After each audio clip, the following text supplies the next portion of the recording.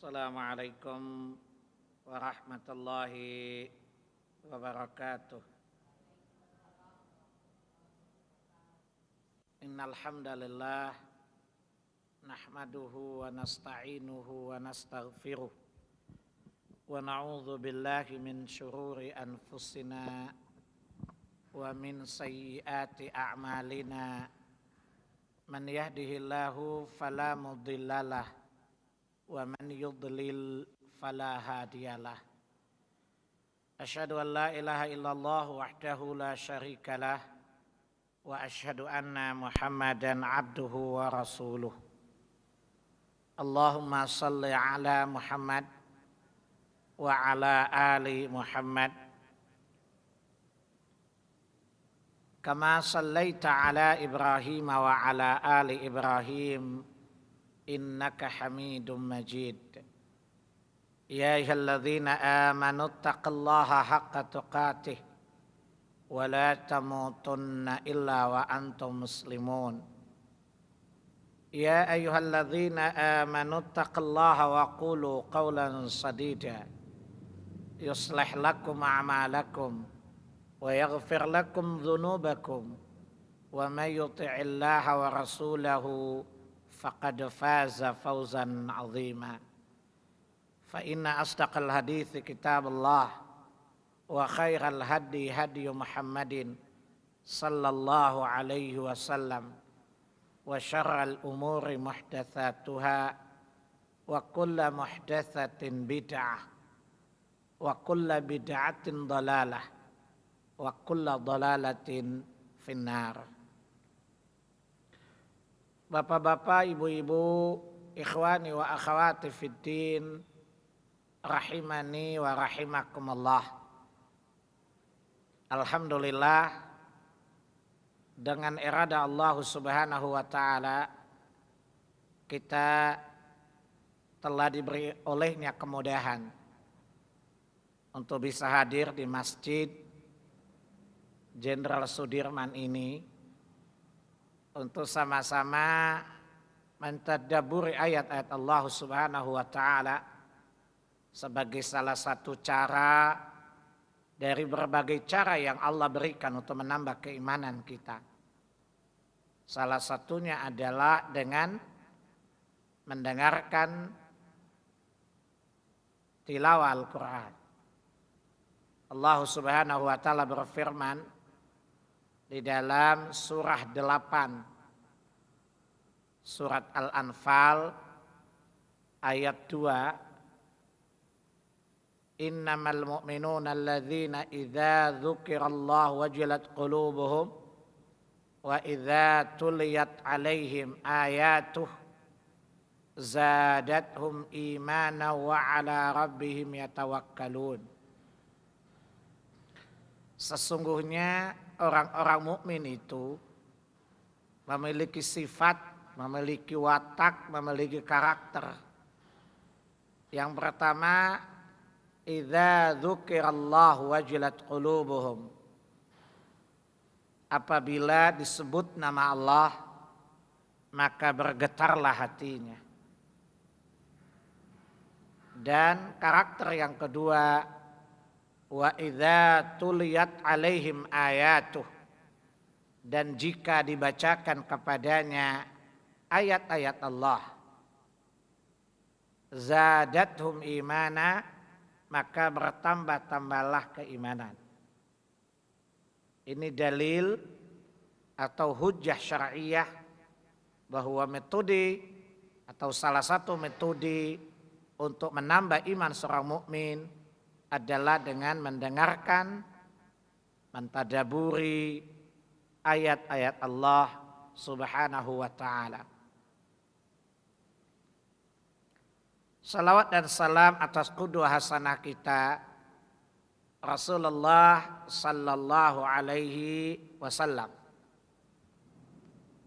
Beliau sallallahu alaihi wasallam telah menghabiskan seluruh waktunya, seluruh hidupnya hanyalah untuk keselamatan manusia di dunia dan di akhirat.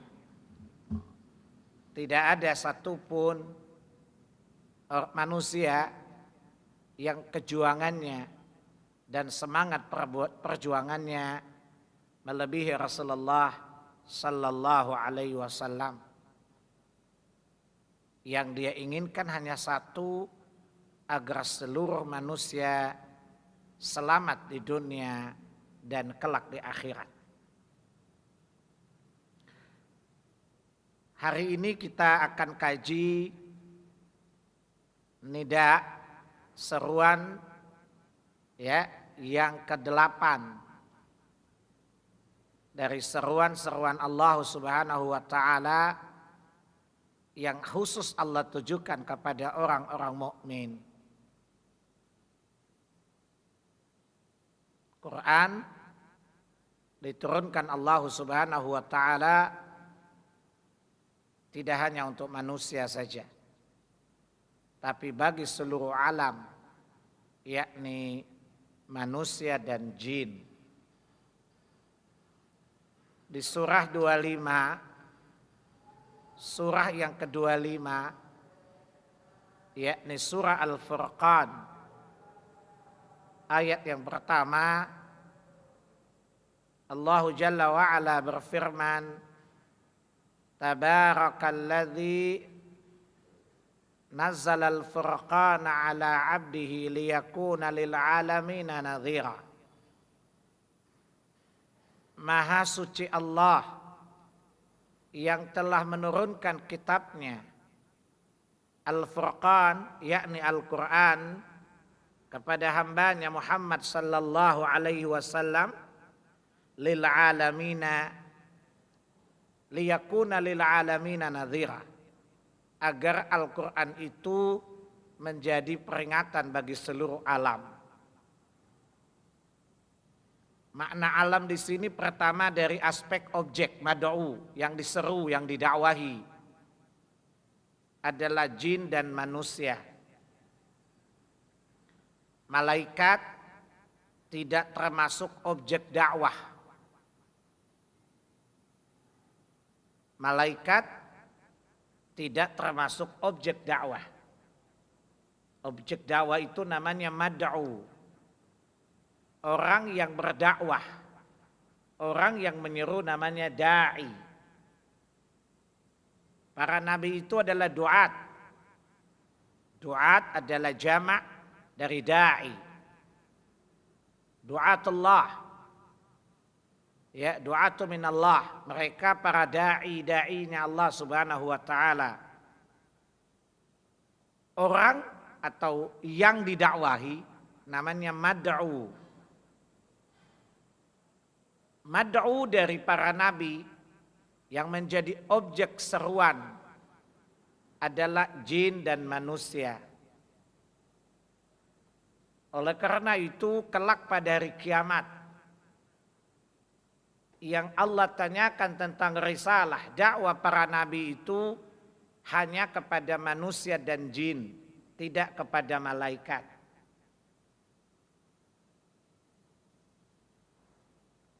Jadi malaikat tidak ditanya misalnya, hei malaikat, apakah telah sampai kepada kalian rasul-rasulku? Tidak.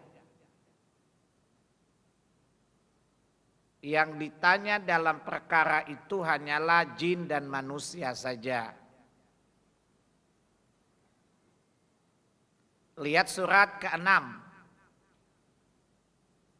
Surat Al-An'am ayat yang ke-130.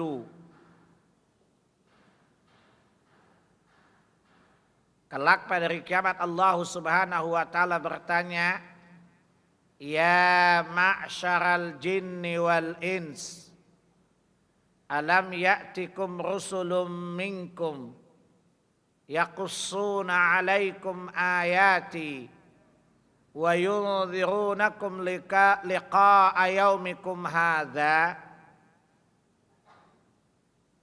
Allah bertanya, wahai jin dan manusia, apakah belum sampai kepada kalian rasul-rasul dari kalangan kalian sendiri yang menerangkan kepada kalian ayat-ayatku dan memberi peringatan kepada kalian akan hari pertemuan ini, hari perjumpaan kalian dengan aku. Qalu syahidna ala anfusina. Jin dan manusia berkata, benar. Dan kami bersaksi atas diri-diri kami bahwa para rasul itu telah datang. Akan tetapi kami telah tertipu dengan dunia. Rasul-rasul itu berlalu satu demi satu. Dan terakhir Allah mengutus Rasulullah sallallahu alaihi wasallam.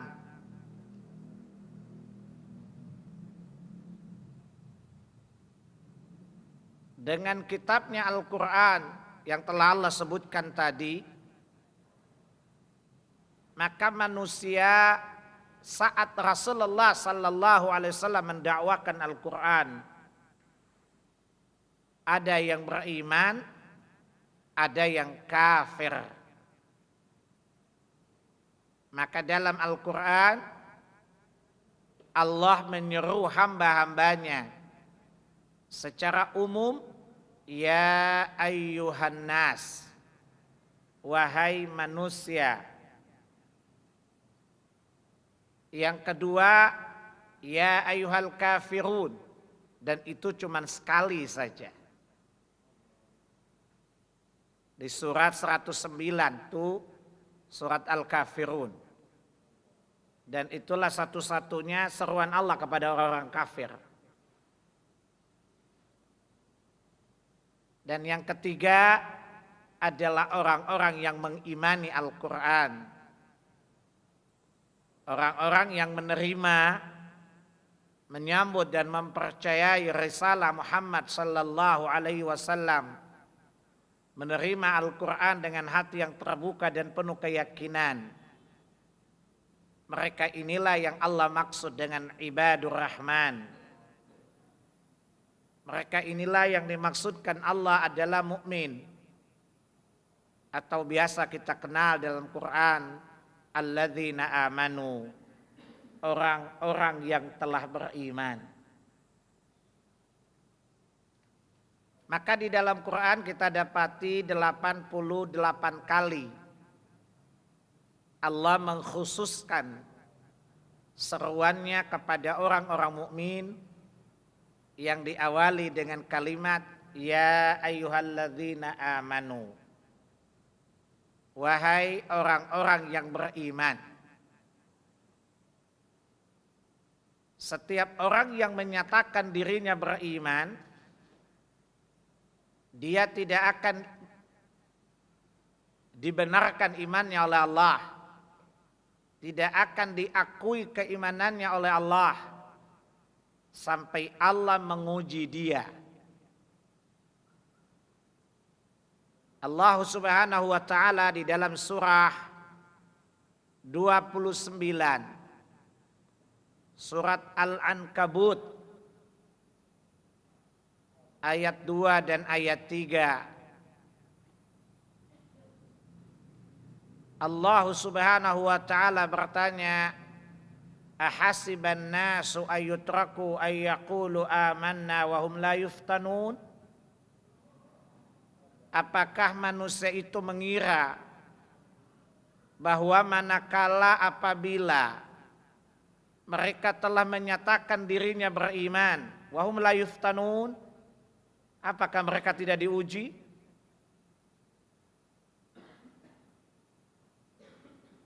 Walaqad fatanna alladhina min qablihim fala ya'lamanna Allahu alladhina sadaqu wa la ya'lamanna al-kadzibin. Sungguh dengan ujian itu Allah Maha mengetahui siapa yang benar imannya dan siapa yang hanya berpura-pura saja. Dan Allah akan menguji kita dengan dua. Pertama, Allah menguji kita dengan takdirnya. Takdir Allah ada yang buruk, ada yang baik.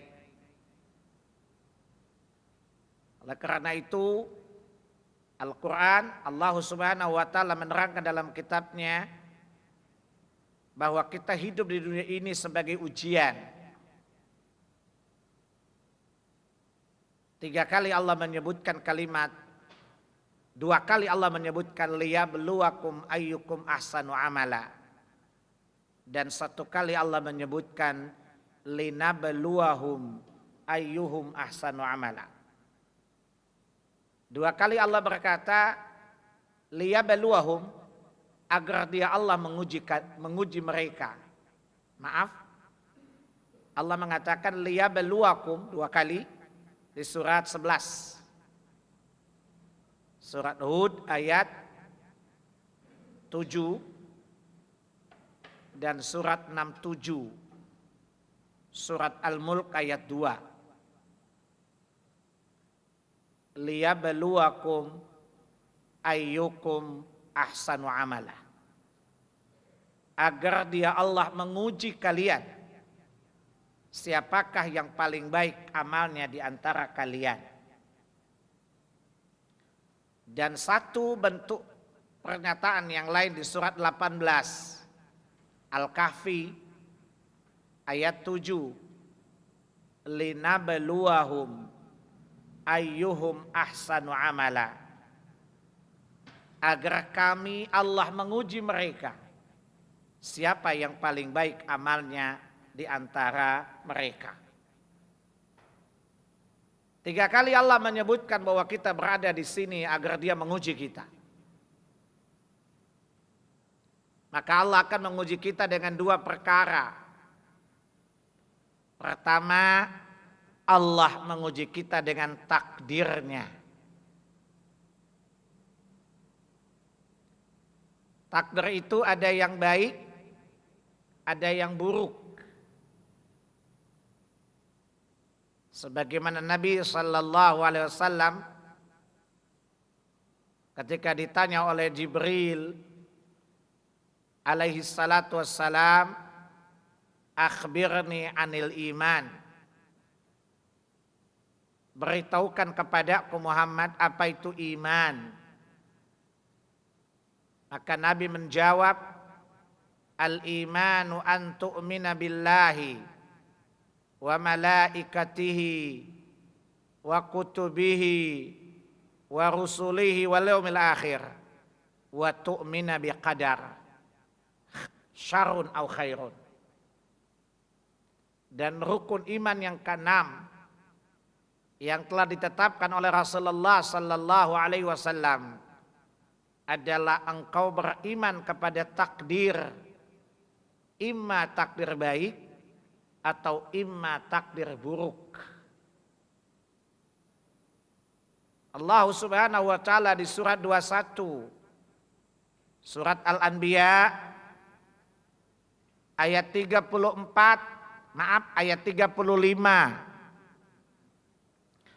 Setelah Allah Subhanahu wa Ta'ala menjelaskan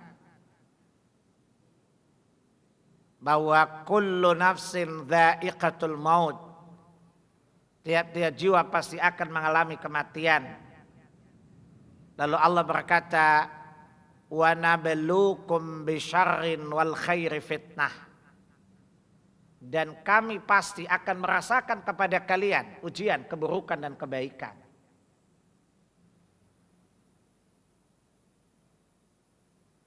Dengan keburukan, takdir yang buruk, Allah ingin menguji kita bersabar atau tidak. Dengan takdir-takdir yang baik, Allah ingin menguji kita, bersyukurkah atau kufurkah kita. Contoh takdir yang buruk misalnya, surat 2 Al-Baqarah ayat 155, 156 dan 157. وَلَنَبْلُوَنَّكُمْ بِشَيْءٍ مِّنَ الْخَوْفِ وَالْجُوعِ وَنَقْصٍ مِّنَ الْأَمْوَالِ وَالْأَنفُسِ وَالثَّمَرَاتِ وَبَشِّرِ الصَّابِرِينَ.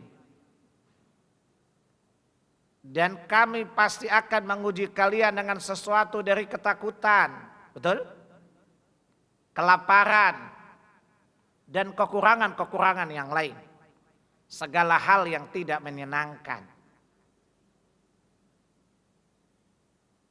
Lalu Allah berkata, wa basyiris sabirin. Maka kabarkanlah kabar gembira bagi orang-orang yang bersabar.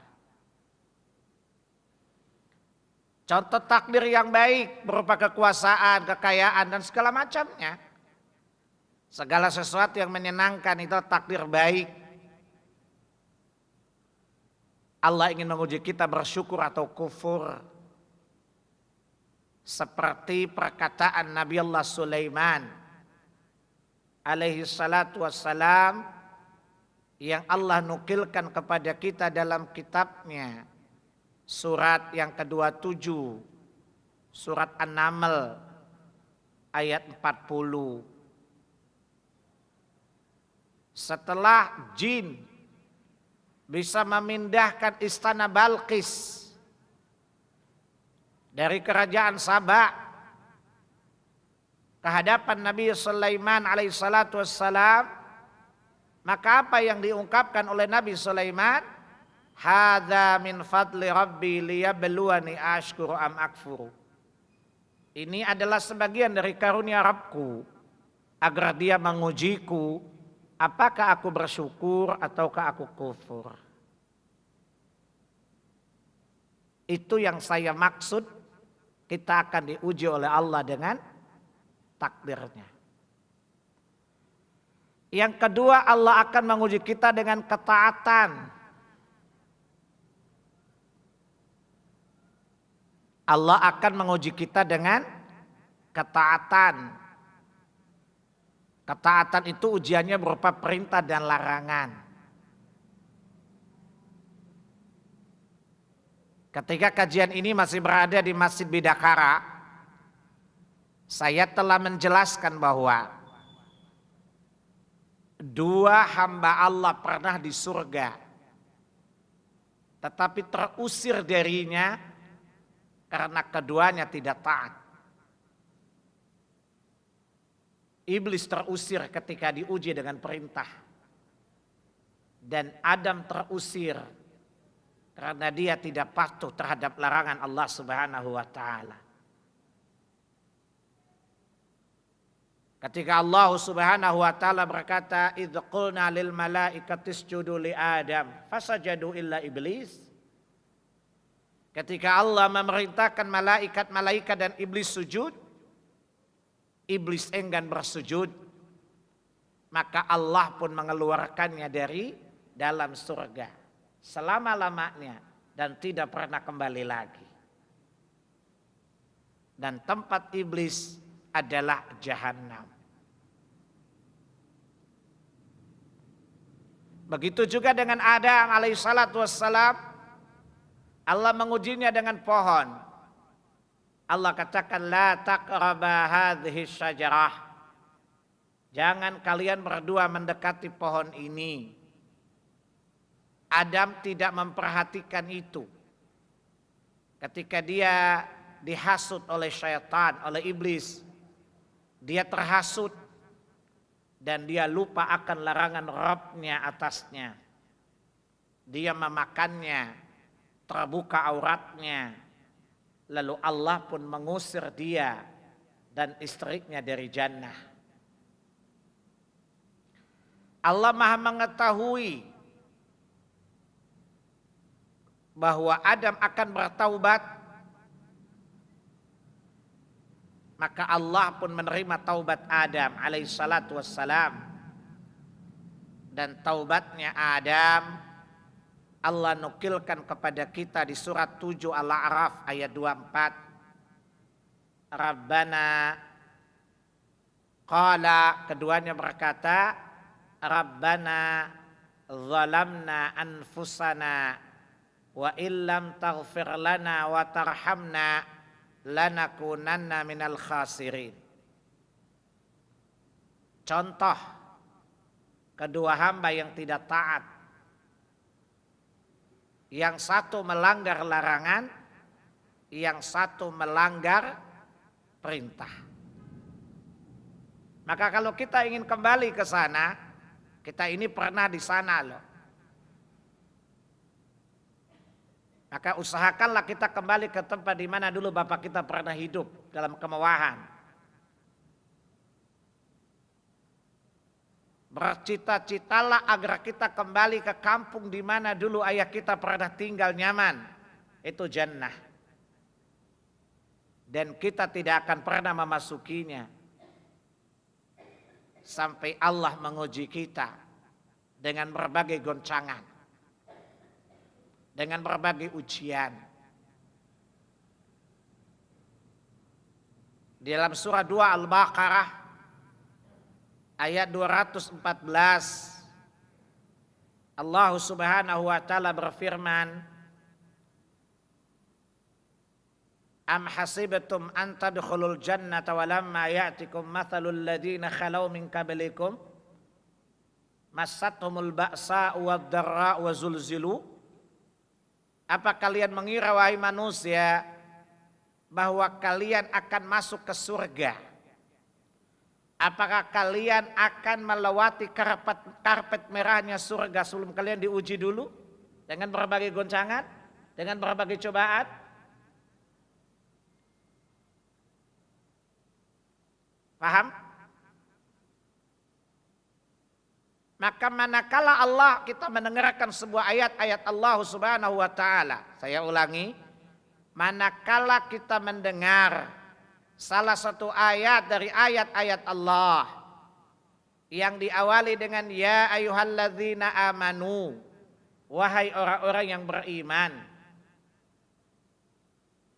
Antum kalau diundang Pak Jokowi, misalnya Mr. Anu yang terhormat, kata yang terhormat saja antum kegeeran enggak?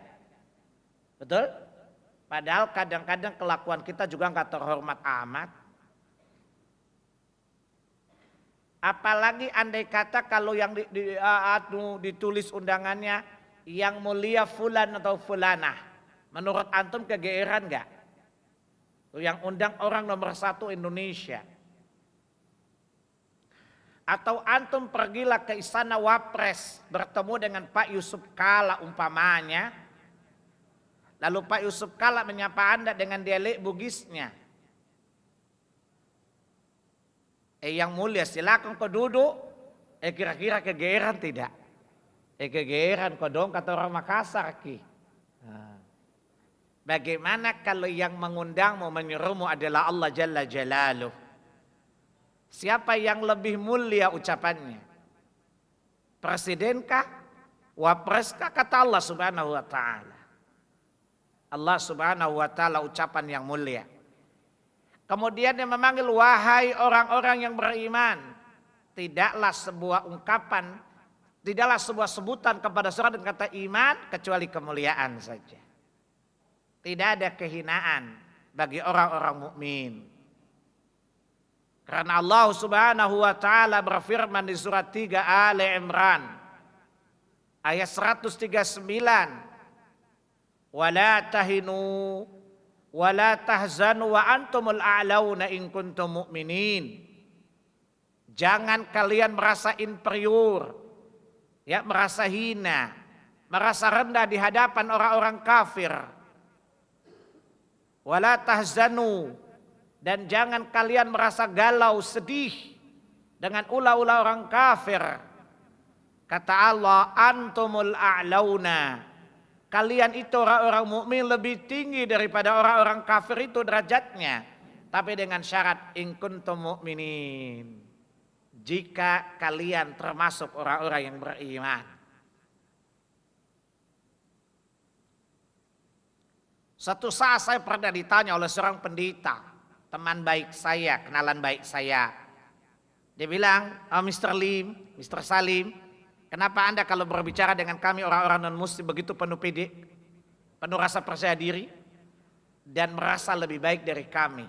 Saya jawab, yes, karena saya beriman, Anda kafir. Dan itu kata Arab saya. Faham? Maka pendeta pun tercengang. Lalu saya berikan Quran kepadanya, itu ayatnya, baca.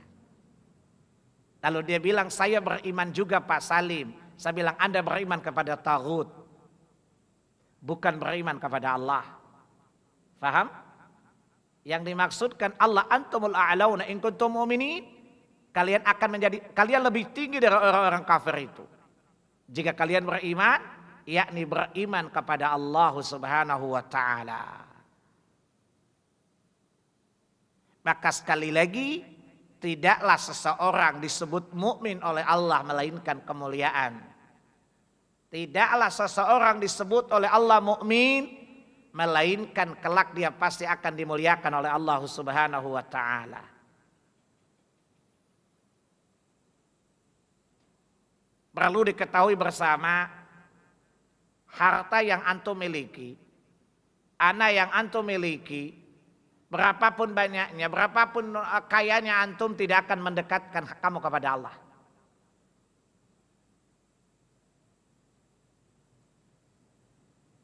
Orang yang dekat dengan Allah adalah orang yang beriman dan orang yang beramal saleh.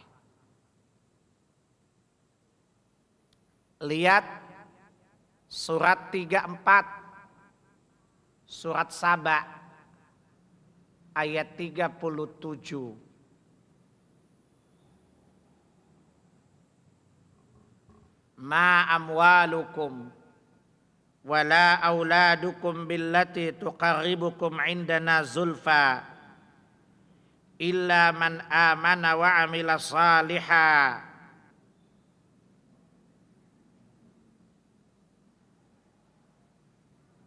Dan bukanlah harta dan anak-anak yang kau miliki yang mendekatkanmu kepada Allah. Akan tetapi orang-orang beriman dan orang-orang saleh, orang-orang itulah yang dekat kepada Allah Subhanahu wa taala. Maka kalau kita simak ayat ini, dengan setiap ayat yang kita bacakan dalam Quran yang diawali dengan ya ayyuhalladzina amanu, berarti Allah mengundang kita agar lebih dekat kepadanya. Bapak-bapak kalau dipanggil wanita cantik bahenol, kira-kira antum menoleh enggak? Yang ditanya bapak-bapak bukan ibu-ibu. Menoleh enggak? Menoleh. Lalu dia ajak jalan-jalan berpegangan tangan, mau nggak antum? Jawab Pak. Di depan pengajian enggak. Tapi di jalan siapa mau nolak gitu ya?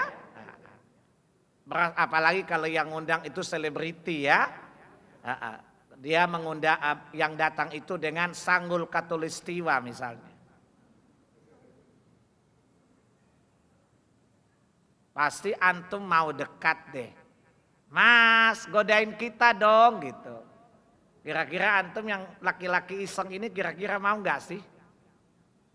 Nah, jangan ketawa Pak. Bapak soal perempuan aja ketawa. Masya Allah. Senang ya Pak? Ya.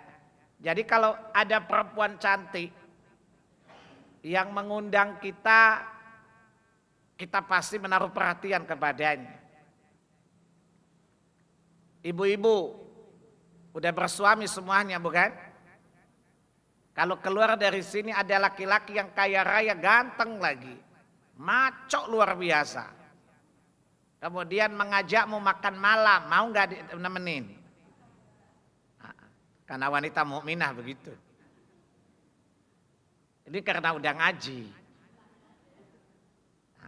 Kalau nggak ngaji, siapa nolak gitu. Ini kesempatan langka katanya. Nah, bahwa setiap orang yang berpengaruh, yang kita tahu punya kebaikan, punya kelebihan, manakala memanggil kita pasti kita menoleh kan? Betul? Bayangkan yang mengundangmu, yang memanggilmu adalah Allah Subhanahu wa taala. Dan dia mengajakmu agar lebih dekat kepadanya. Tadi dijelaskan tadi. Dengan keimananmu, maka ketika Allah mengatakan, hei orang beriman, kamu mau dekat enggak? Dekatilah aku dengan amal ini dan amal itu. Betul? Karena Allah katakan, tidak ada yang mendekatkan kita kepada Allah kecuali iman dan amal saleh. Kalau bapak-bapak ingin dekat sama Allah atau menjauh? Bapak-bapak lapar ya?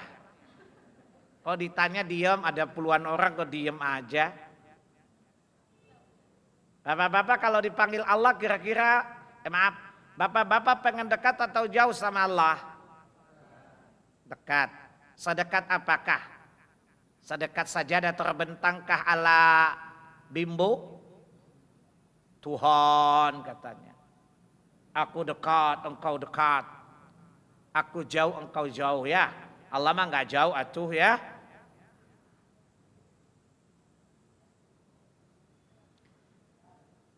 Maka manakala Abdullah bin Mas'ud radhiyallahu an, maka saya ulangi, Abdullah bin Mas'ud radhiyallahu an berkata,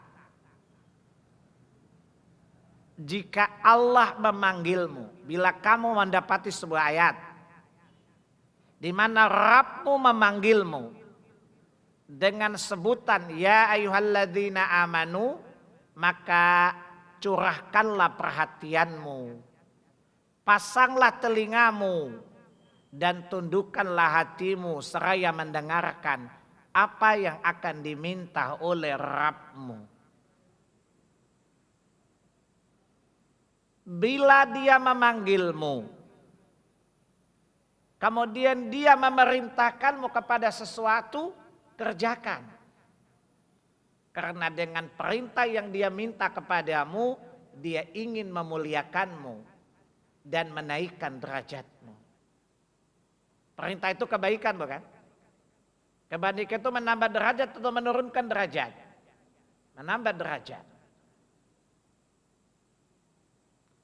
Manakala Rabbmu memintamu meninggalkan sesuatu atau melarangmu dari sesuatu, tinggalkan. Karena sesuatu yang dilarang itu kotor, keji, merusak, mendatangkan madarat bagimu. Tinggalkan. Karena Rabbmu, karena Tuhanmu Allah Subhanahu wa ta'ala ingin membersihkan dirimu dan mensucikan dirimu dari segala yang kotor tadi.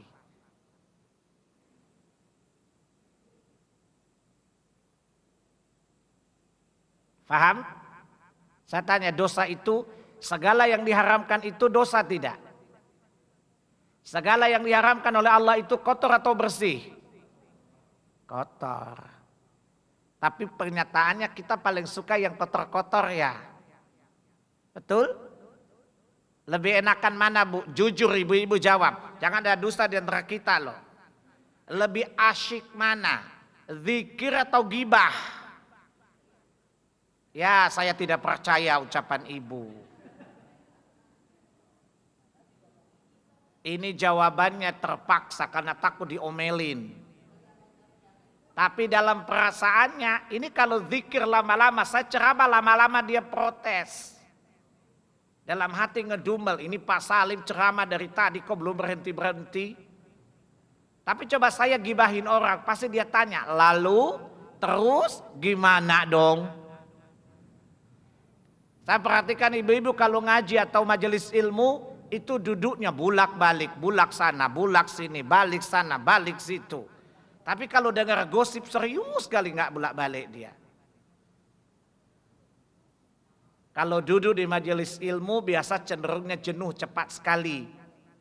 Tapi kalau mendengarkan infotainment misalnya, ya silet lah, check and recheck lah, kabar-kabari lah, yang memang info-infos, tahu infos nggak? Info setan itu disenangi sama ibu-ibu. Berita yang terkini terupdate oleh ibu-ibu. Ya, kasus artis siapa, lagi ngapain, tahu tuh ibu-ibu semuanya dia. Karena dia nonton, ngerumpi no secret dia.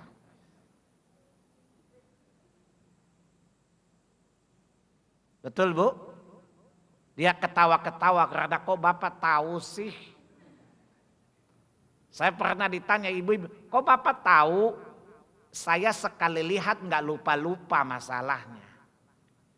Ya, sekali baca iklannya saja saya udah tidak lupa.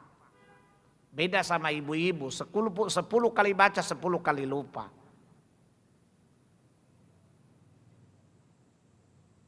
Nah,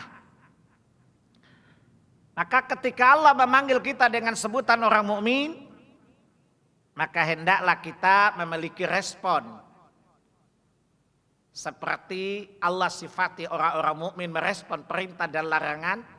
Maaf, seperti Allah sifati orang-orang mukmin merespon seruan Allah dan Rasul-Nya. Bagaimana sikap seorang mukmin ketika Allah dan Rasul menyeru mereka, lalu dibebankan kepada mereka sebuah aturan? Jawab mereka, sami'na wa ata'na. Lihat surat 24. Surat An-Nur ayat 51. Innama kana qaulal mu'minina idza du'u ila Allah wa rasulihi liyahkuma bainahum ay yaqulu sami'na wa ata'na. Adalah jawaban orang-orang mukmin ketika dia dipanggil, ketika dia diajak, ketika dia diseru oleh Allah dan Rasul-Nya agar Rasul-Nya menetapkan hukum atasnya, mereka menjawab, mereka berkata, sami'na wa ata'na. Kami dengar dan kami taat. Ayat ini adalah kebalikan dari sifat-sifat orang munafik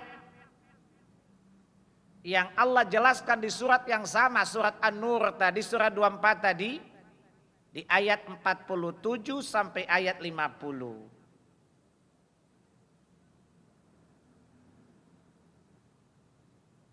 Yaquluna amanna billahi wa birasuli wa ata'na. Kata Allah, ada di antara manusia orang-orang munafik itu berkata, kami beriman kepada Allah, kami beriman kepada Rasul-Nya, dan kami akan taat. Tapi manakala mereka keluar dari sisi Rasulullah, mereka tidak taat. Idza du'u ilallahi wa rasulih, jika Allah dan Rasul memanggil mereka orang-orang munafik tadi agar Allah menetapkan hukum atas mereka, mereka tidak datang. Mereka menolak untuk datang. Kapan mereka datang? Manakala ayat-ayat Allah, manakala hukum itu berpihak kepada mereka.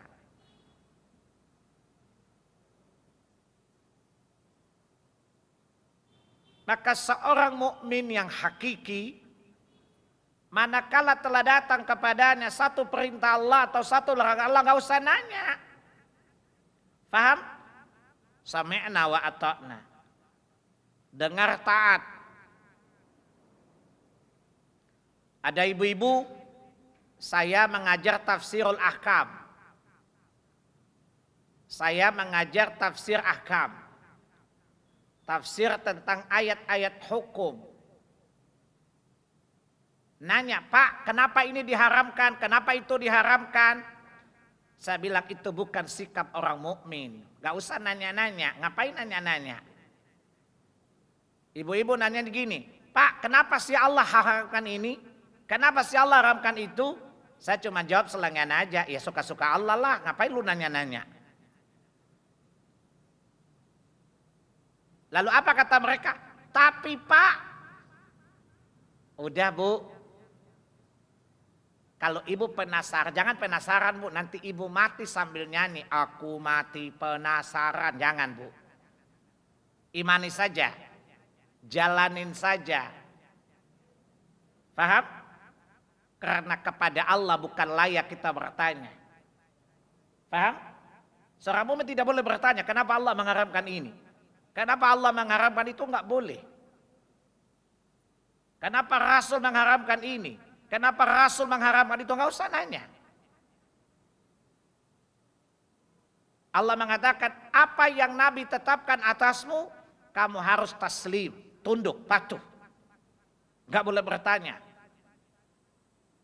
Tidak boleh keberatan di hati, enggak boleh. Lihat surat keempat. Surat An-Nisa ayat 65. Fala wa rabbika la yu'minuna hatta yuhakkimuka fima syajara bainahum thumma la yajidu fi anfusihim harajan mimma qadaita wa yusallimu taslima. Demi Rabb Muhammad, ayat ini isinya qasam, sumpah. Dan Allah bersumpah dengan zatnya sendiri. Demi Rabb Muhammad, mereka tidak beriman. Ini pernyataan main-main atau serius? Yang serius siapa? Allah. Demi Rabb Muhammad mereka tidak beriman. Berarti demi Allah, demi zatku mereka tidak beriman. Faham? Hatta yuhakkimuka fima syajara bainahum. Sampai mereka menjadikan engkau pemutus perkara, hakim atas segala apa-apa yang mereka perselisihkan. Dan apabila engkau telah memutuskan perkara itu, tidak boleh ada keberatan sedikit pun di hati mereka.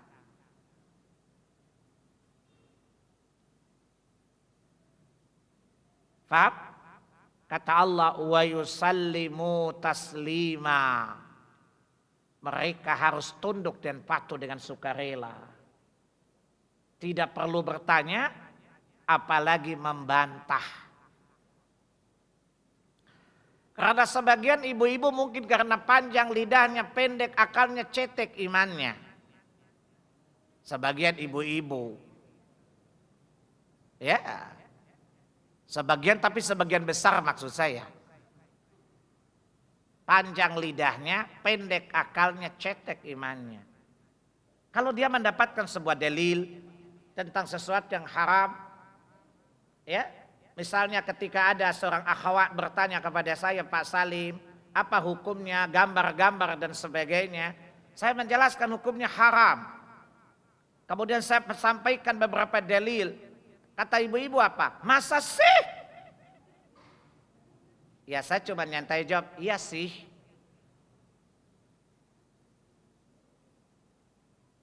Saya bilang, kalau ibu tidak mau tunduk kepada Allah dan Rasulnya, gampang, cari aja bumi lain. Yang dimana ibu yakin kekuasaan Allah tidak sampai di bumi itu. Tinggallah di sana dalam damai. Mereka jawab, nggak ada bumi lain Ustaz. Ya udah kalau gitu patuh pada yang punya bumi. Kata orang Medan, sudah menumpang melutut kentut pula kau. Patuh saja. Paham? Maka sifat orang mukmin gak nanya-nanya.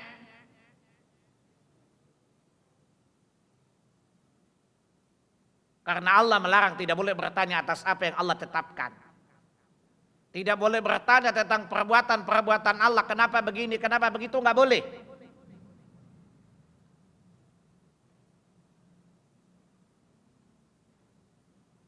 Lihat surat 21.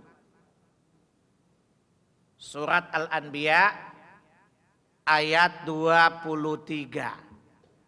Allah melarang, tidak boleh bertanya kenapa bumi di atas, langit di bawah. Gak usah nanya-nanya, ngapain lu numpang kok ngotot.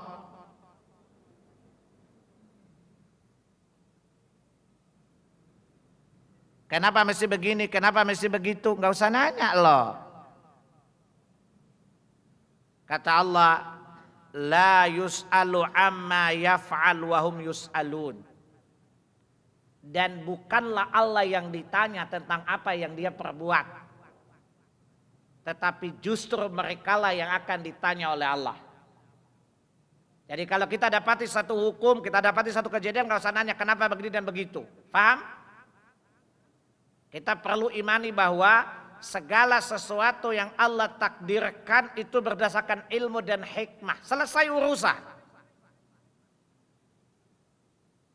Yang perlu kita persiapkan jawaban kalau Allah tanya, kenapa kamu gak beriman? Kenapa kamu kafir? Kenapa kamu begini? Kenapa kamu begitu? Paham?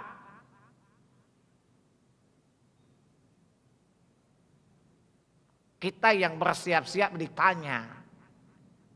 Paham dek? Jadi nggak usah nanya kenapa begini, kenapa begitu, kenapa mesti malaikat dari api, kenapa iblis sudah diciptakan kemudian diusir dari surga. Ngapain juga lu nanya urusan Allah? Paham? Urusan laki lu aja nggak boleh nanya. Betul bu, pak? Betul bukan? Pulang-pulang laki telat nanya, mas kenapa telat? Ngapain juga lu nanya gua? Gak perlu nanya-nanya, gue pemimpin lo tahu tuh laki-laki tuh, sontoloyo. Nah, tapi tidak mau ditanya dia. Betul bu? Suami aja gak mau ditanya, apalagi Allah Subhanahu Wa Taala. Paham? Padahal suami juga layak ditanya, siapa tahu salah jalan. Karena suami sekarang juga kena penyakit tahu-tahu. Tahu penyakit tahu-tahu? Tidak tahu sok tahu. Dikasih tahu tidak mau tahu. Tidak pernah cari tahu, tahu. Pokoknya tahu aja dia suami. Tapi bukan suami yang di sini ya. Suami yang di sini kelihatan insya Allah udah baik-baik dia. Paham? Maka kewajiban kita adalah mendengar dan menaati. Sami'na wa ata'na, kami dengar kami taat saja. Nah, salah satu seruan yang Allah seru untuk kita adalah seruan dalam Al-Quran yang ketujuh. Udah kita lewati kemarin, tapi sekedar sebelum saya sambung ke seruan yang ke-8. Surat 2 Al-Baqarah ayat 254. Satu ayat sebelum ayatul kursi.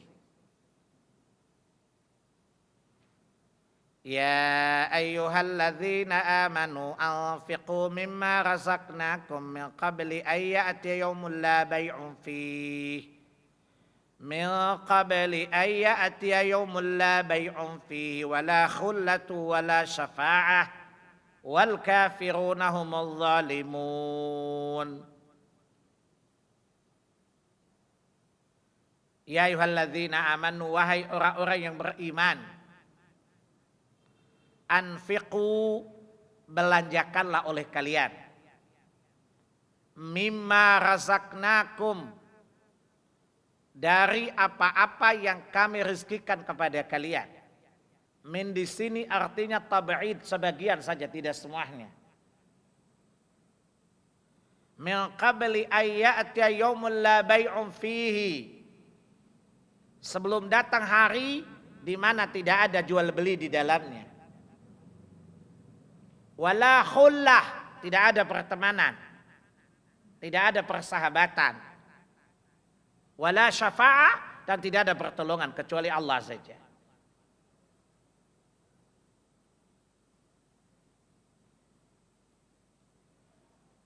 Yang dimaksudkan infak di istilah infak di jalan Allah. Dan itu sudah saya jelaskan pada bulan lalu.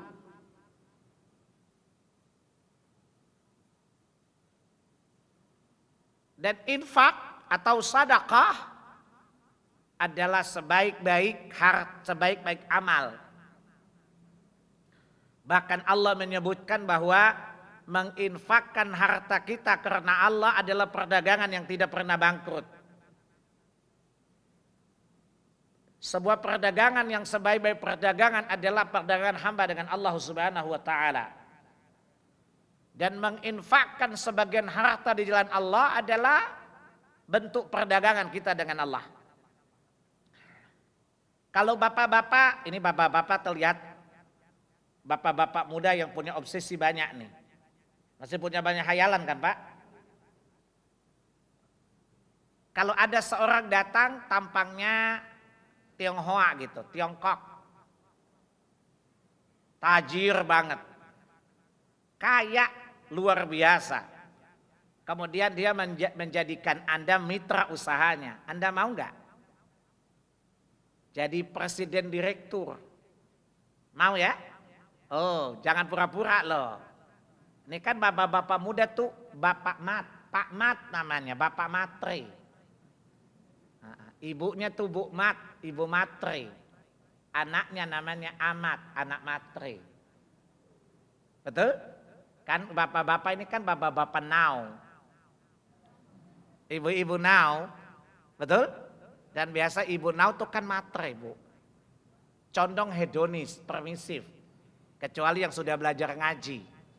Yang sudah ngaji saja masih besi-besi bergaya seleb kan? Ya, jadi neneknya namanya Nikmat, nini matre namanya. Aki namanya Kiamat, aki-aki matre. Pasti antum mau kan kalau ditawarin karena orang kaya, lah orang Indonesia tuh sering ditawarin saham bodong, beli sampai triliunan bukan? Banyak kasus orang membeli saham bodong sampai ratusan miliar bukan? Bukan pintarnya orang yang nawar, emang bodohnya orang Indonesia. Pernah dengar dulu langit biru, biru langit atau apa itu dulu pernah menawarkan saham agrobisnis Sukabumi bukan? Ya, bahkan mantan presiden, wapres pun ikut beli saham waktu itu bukan? Ternyata sahamnya bodong. Si wapresnya waktu itu masih wapres, sekarang udah aki-aki, nggak usah nanya siapa dia. Ditanya dia jawab apa? Karena dalam proposal dan dalam presentasi itu sangat meyakinkan, coba lihat. Nah pertanyaannya, kalau Allah menawarkanmu bisnis, mau nggak lo? Mau nggak Pak? Dan Allah bayar seluruh usahamu dengan surga. Mau nggak Pak? Bapak-bapak muda, ini bapak-bapak muda jawabnya takut. Kalau Allah menawarkanmu kerjasama bisnis. Dan Allah bilang, aku beli seluruh asetmu dengan surga. Mau nggak Pak? Allah dijadikan mitra dagang. Mau nggak bapak-bapak? Kok jawabannya kurang meyakinkan sih? Kalau mau baca ayatnya. Surat 9. Ayat 111. Innallaha ashtara minal mu'minina anfusahum wa amwalahum bi anna lahumul jannah. Sesungguhnya Allah telah membeli dari orang-orang mukmin itu jiwa dan harta mereka, Allah barter dengan surga. Antum yang kerja di Sudirman sini, di semua kantor-kantor di Sudirman salah satunya, bisa beli rumah di Pondok Indah nggak gaji antum per bulan? Enggak ya? Makanya tinggal di Cibubur, tinggal di Tangerang, di pinggiran bukan? Karena nggak bisa beli rumah di Pondok Indah. Betul? Mahal. Sekarang 1 meter sudah 100 juta 1 meter loh di Pondok Indah sana. Itu yang di bawah-bawah, belum di Bukit Golfnya. Pernah ke Bukit Golf? Mahal sekali. Jadi Anda banting tulang sampai tulang lunak belum tentu beli rumah di sana. Sekarang Allah tawarkan, antum tidak perlu banting tulang sampai tulang lunak. Aku bayar dengan surga. Emangnya kalau bapak-bapak orang yang tinggal di perumahan mewah seperti Pondok Indah itu kalau rematik kumat emang jadi sembuh? Enggak juga kan? Karena rumahnya bagus lalu dia menang, tetap aja sakit kalau rematiknya kumat kan? Saya punya murid di sana banyak nenek-nenek. Saya tanya mereka, Bu, ibu tinggal di jalan ini di Bukit Golf ya? Iya. Kalau waktu asam urat ibu kumat, kaki bengkak, melihat rumah ibu hati senang nggak? Nggak ngaruh Pak. Makanya jangan belagu nek.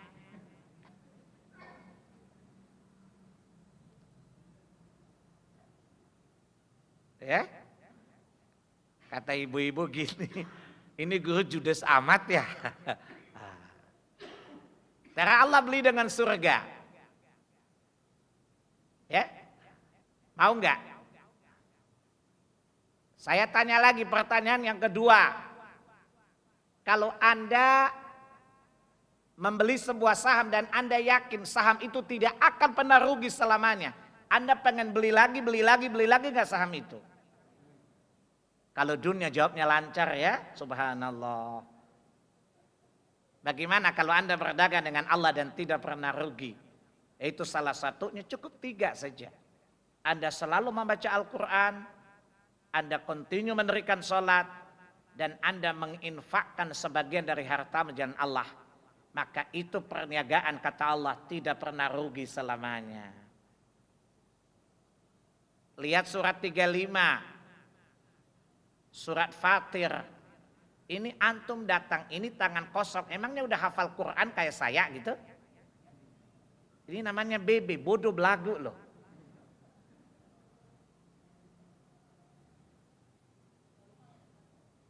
Ayat 29.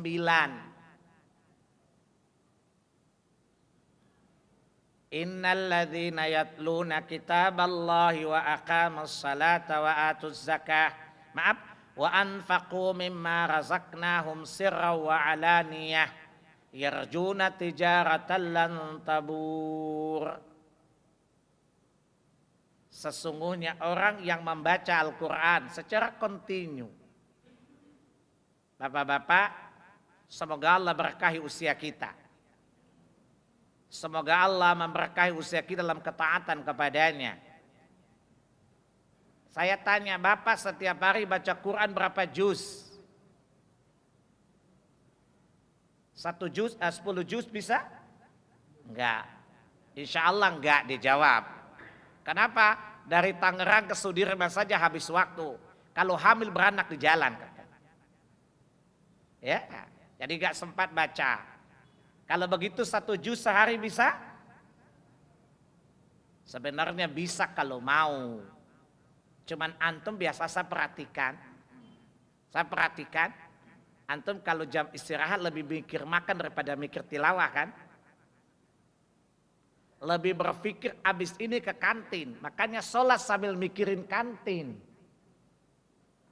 Padahal kalau antum bilang gini, jam istirahat itu 1 jam. Saya sholat 15 menit. Saya makan 15 menit. Saya baca Quran sisanya. Pernah nggak seperti itu? Antum kalau makan lebih banyak cerita daripada makannya kan? Betul ya? Apalagi kalau makan sama teman kantor ceweknya, Masya Allah gayanya luar biasa. Yang kedua, selalu sholat, wajib maupun sunnah. Yang ketiga, menginfakkan sebagian dari yang Allah kurniakan kepadanya. Sirran, sembunyi-sembunyi. Wa alaniyah atau terang-terangan. Wa alaniyah itu artinya terang-terangan, i'lan. Jadi iklan itu dari bahasa Arab, i'lan. Menampakkan, memperlihatkan, itu namanya i'lan namanya.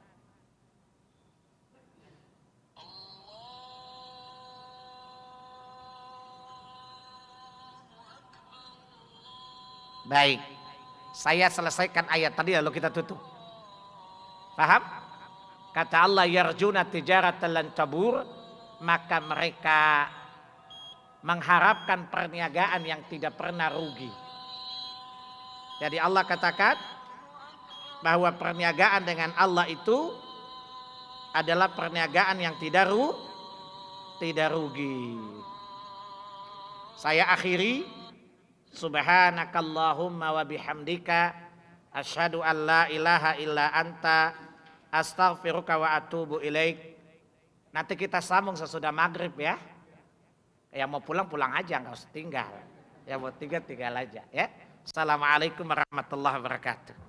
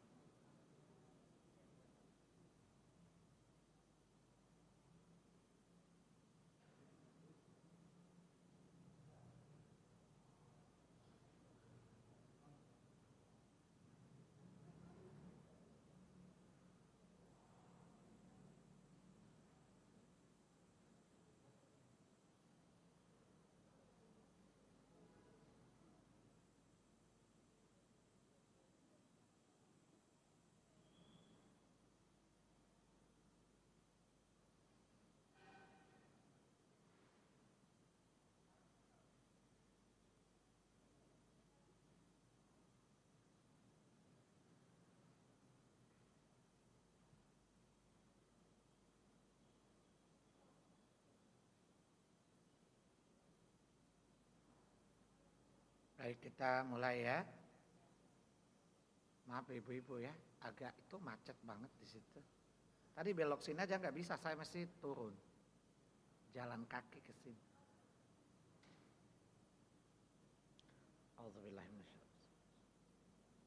Assalamualaikum warahmatullahi wabarakatuh. Innal hamdalillah nahmaduhu wa nasta'inuhu wa nastaghfiruh wa na'udzu billahi min syururi anfusina wa min sayyiati a'malina. Man yahdihillahu fala mudhillalah wa man yudlil fala hadiyalah. Asyhadu an la ilaha illallah wahdahu la syarikalah wa asyhadu anna Muhammadan abduhu wa rasuluh.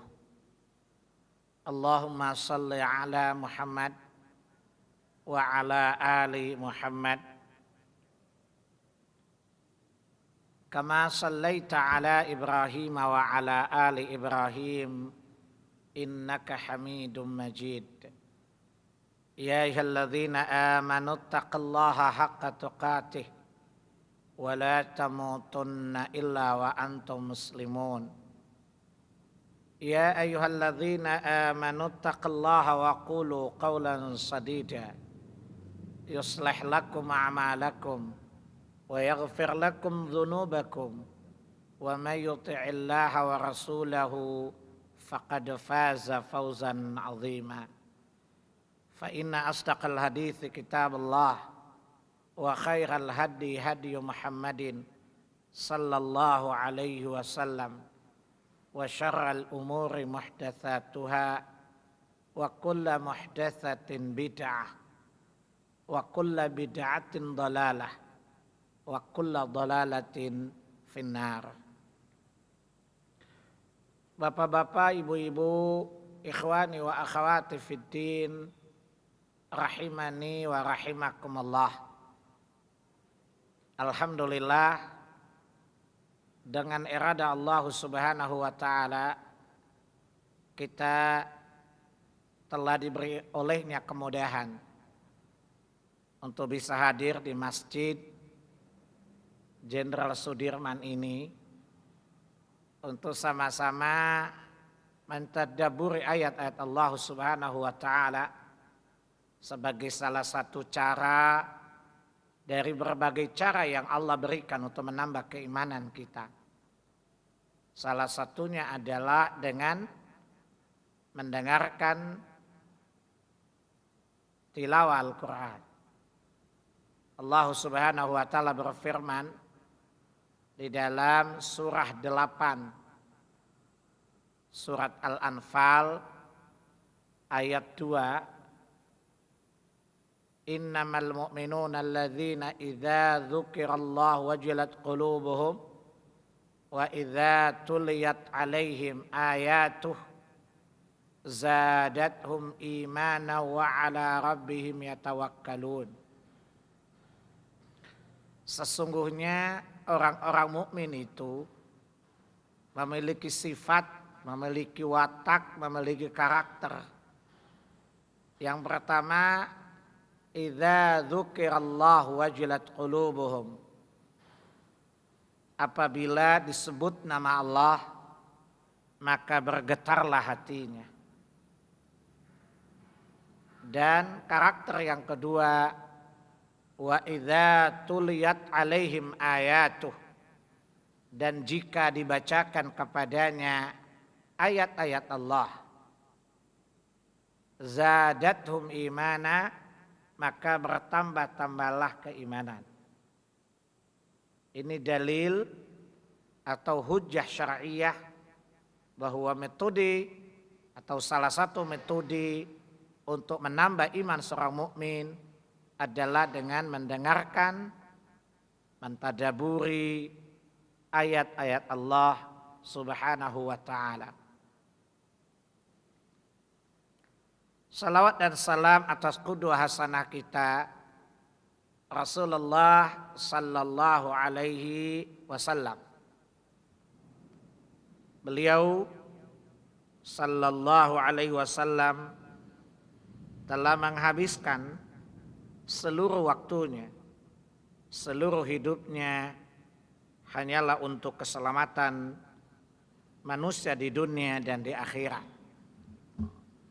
Tidak ada satupun manusia yang kejuangannya dan semangat perjuangannya melebihi Rasulullah sallallahu alaihi wasallam. Yang dia inginkan hanya satu, agar seluruh manusia selamat di dunia dan kelak di akhirat. Hari ini kita akan kaji nida, seruan yang ke-8 dari seruan-seruan Allah Subhanahu wa taala yang khusus Allah tujukan kepada orang-orang mukmin. Quran diturunkan Allah Subhanahu wa taala tidak hanya untuk manusia saja, tapi bagi seluruh alam, yakni manusia dan jin. Di surah 25, surah yang ke-25, yakni surah Al-Furqan, ayat yang pertama, Allah Jalla wa'ala berfirman, Tabarakalladzi nazzala al-furqana ala abdihi liyakuna lil'alamina nadhira. Maha suci Allah yang telah menurunkan kitabnya Al-Furqan, yakni Al-Quran, kepada hambanya Muhammad sallallahu alaihi wasallam lil alamina liyakuna lil alamina nadhira, agar Al-Quran itu menjadi peringatan bagi seluruh alam. Makna alam di sini pertama dari aspek objek mad'u, yang diseru, yang didakwahi, adalah jin dan manusia.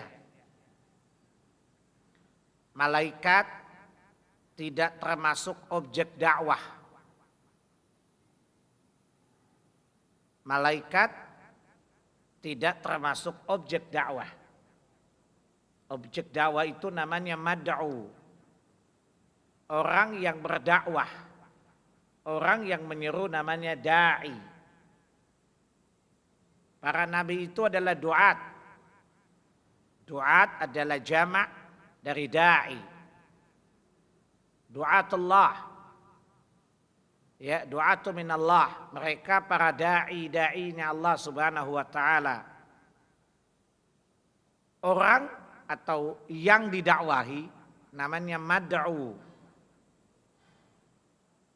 Mad'u dari para nabi yang menjadi objek seruan adalah jin dan manusia. Oleh karena itu kelak pada hari kiamat yang Allah tanyakan tentang risalah dakwah para nabi itu hanya kepada manusia dan jin, tidak kepada malaikat.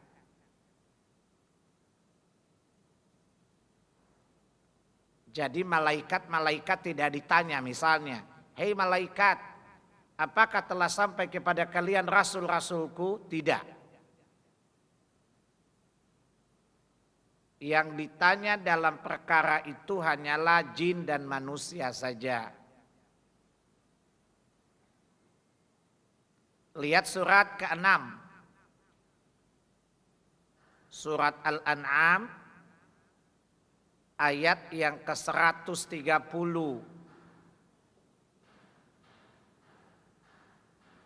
Kelak pada hari kiamat Allah Subhanahu wa taala bertanya, ya ma'syaral jinni wal ins, alam ya'tikum rusulun minkum yaqussuna alaikum ayati wa yunzirunakum liqa'a yaumikum hadza.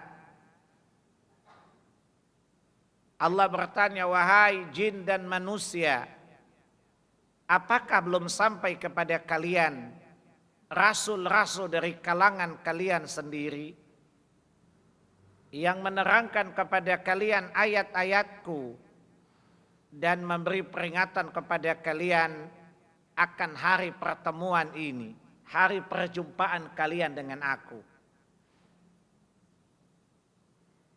Qalu syahidna ala anfusina. Jin dan manusia berkata, benar. Dan kami bersaksi atas diri-diri kami bahwa para rasul itu telah datang. Akan tetapi kami telah tertipu dengan dunia. Rasul-rasul itu berlalu satu demi satu. Dan terakhir Allah mengutus Rasulullah sallallahu alaihi wasallam.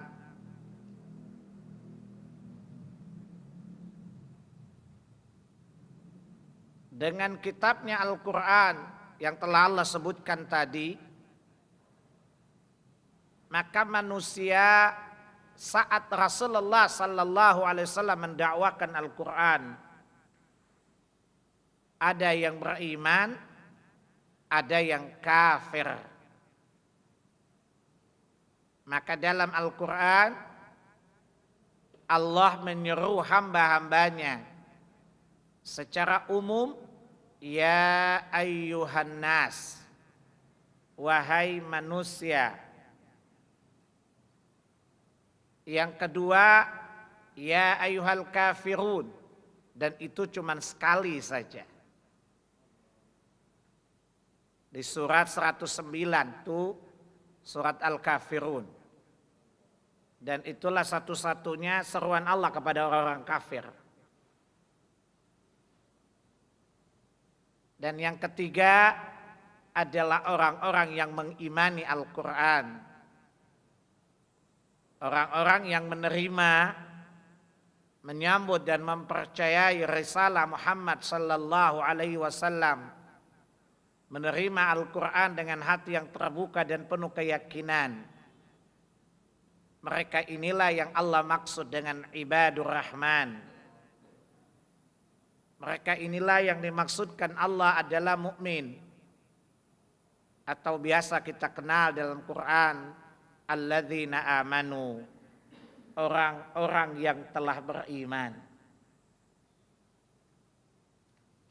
Maka di dalam Quran kita dapati 88 kali Allah mengkhususkan seruannya kepada orang-orang mukmin yang diawali dengan kalimat ya ayyuhalladzina amanu, wahai orang-orang yang beriman. Setiap orang yang menyatakan dirinya beriman, dia tidak akan dibenarkan imannya oleh Allah, tidak akan diakui keimanannya oleh Allah sampai Allah menguji dia. Allah Subhanahu wa taala di dalam surah 29 surat Al-Ankabut ayat 2 dan ayat 3, Allah Subhanahu wa taala bertanya, ahasiban nasu ayyutraku ayyaqulu amanna wa hum la yuftanun. Apakah manusia itu mengira bahwa manakala apabila mereka telah menyatakan dirinya beriman, wa hum la yuftanun, apakah mereka tidak diuji?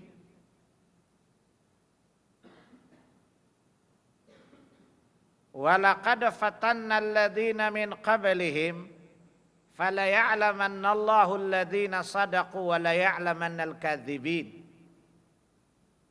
Sungguh dengan ujian itu Allah Maha mengetahui siapa yang benar imannya dan siapa yang hanya berpura-pura saja.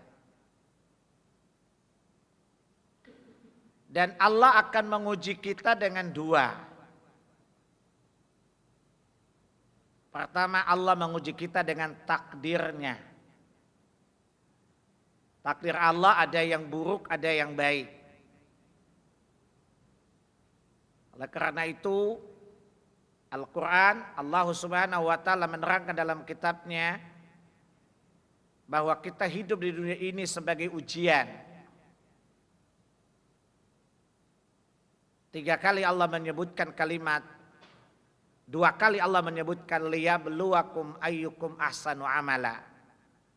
Dan 1 kali Allah menyebutkan linabluwahum ayyuhum ahsanu amala.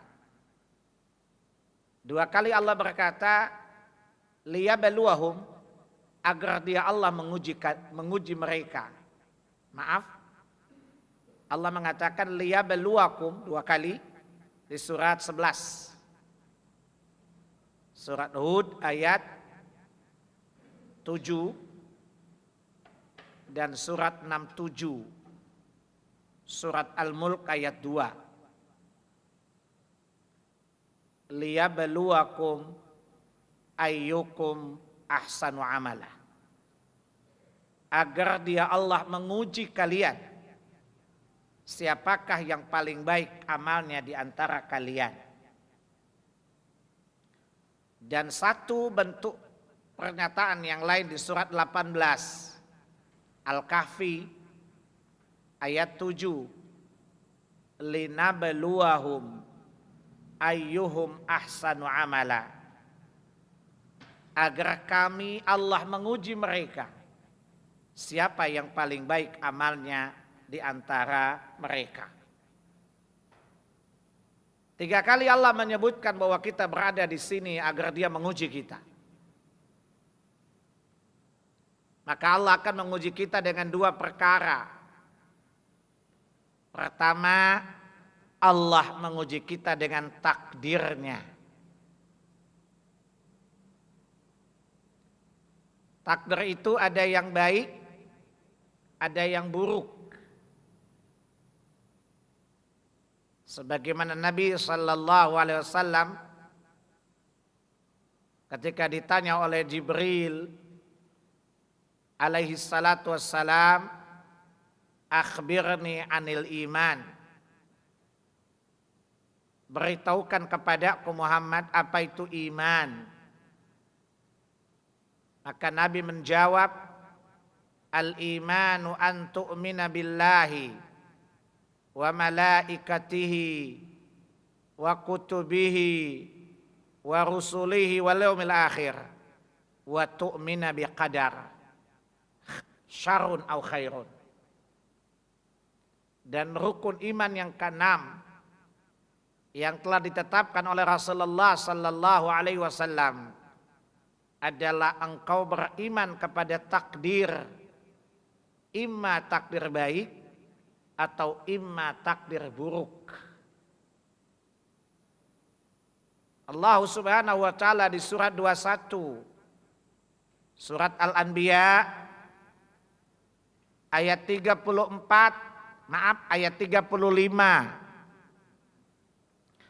Setelah Allah Subhanahu wa Ta'ala menjelaskan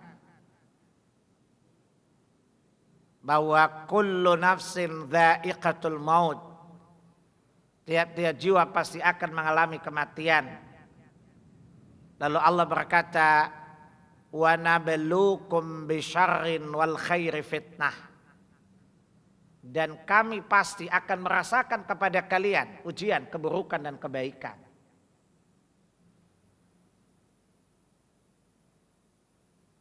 Dengan keburukan, takdir yang buruk, Allah ingin menguji kita bersabar atau tidak. Dengan takdir-takdir yang baik, Allah ingin menguji kita, bersyukurkah atau kufurkah kita.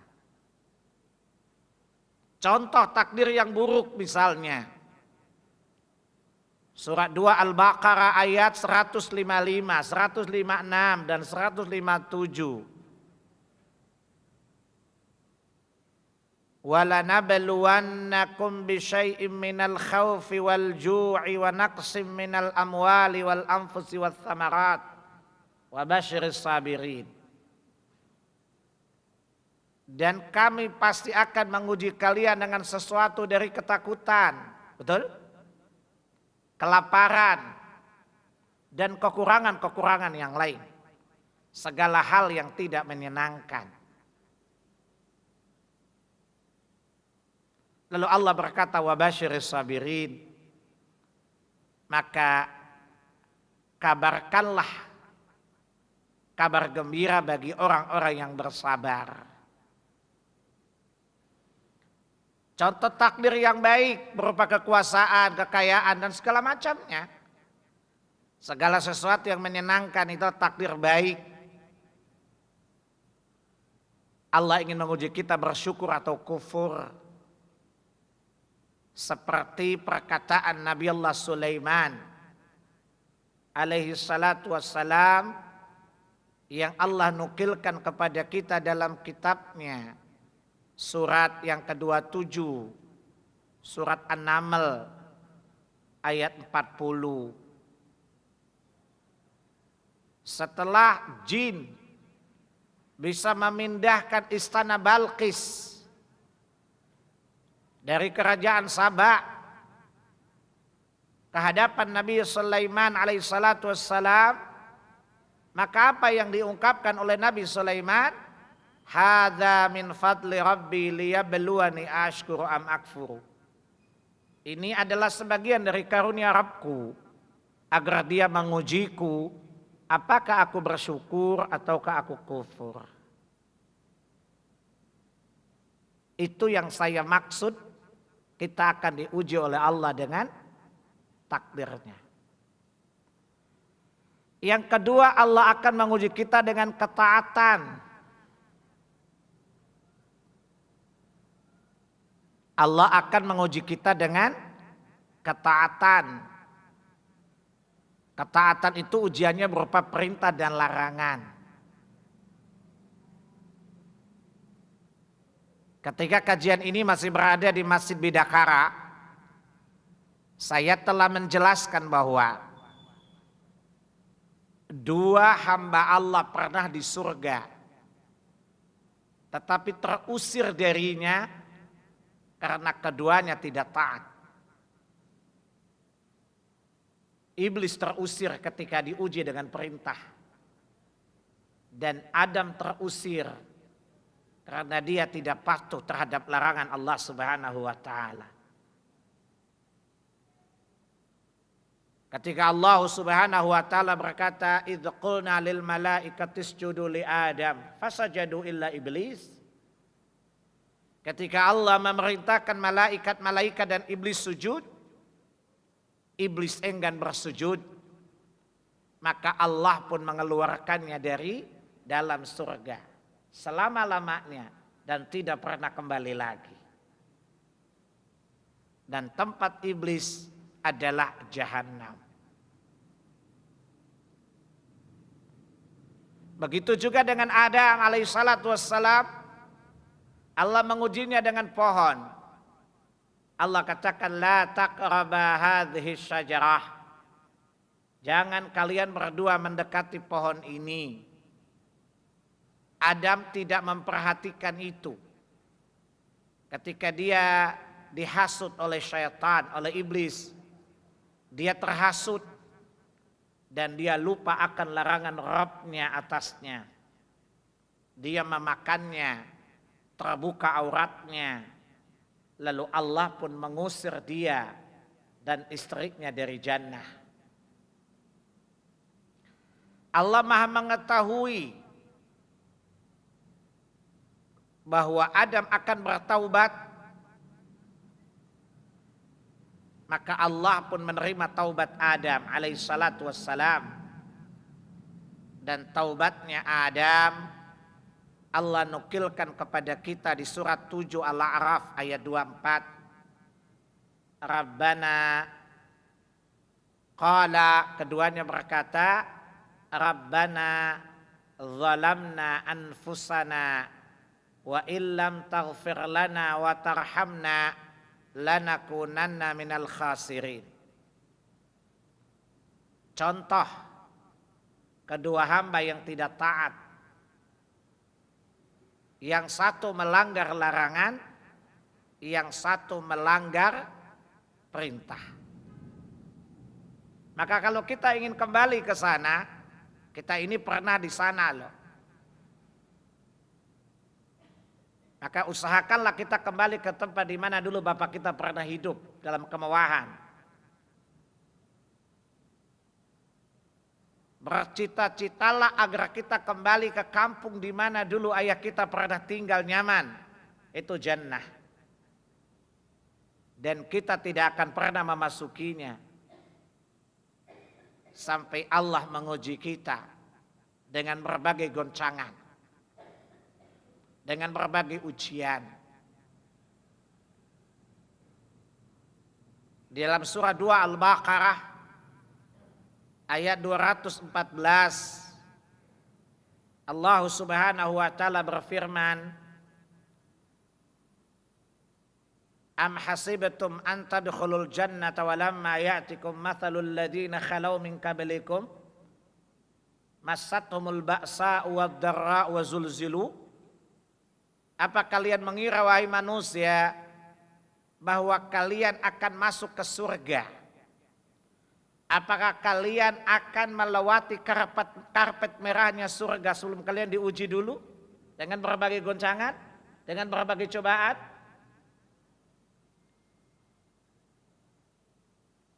Paham? Maka manakala Allah kita mendengarkan sebuah ayat-ayat Allah Subhanahu wa taala, saya ulangi, manakala kita mendengar salah satu ayat dari ayat-ayat Allah yang diawali dengan ya ayyuhalladzina amanu, wahai orang-orang yang beriman. Antum kalau diundang Pak Jokowi, misalnya Mr. Anu yang terhormat, kata yang terhormat saja antum kegeeran enggak? Betul? Padahal kadang-kadang kelakuan kita juga enggak terhormat amat.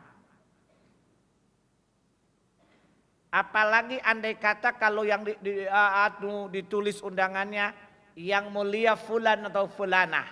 Menurut antum kegeeran enggak? Yang undang orang nomor 1 Indonesia.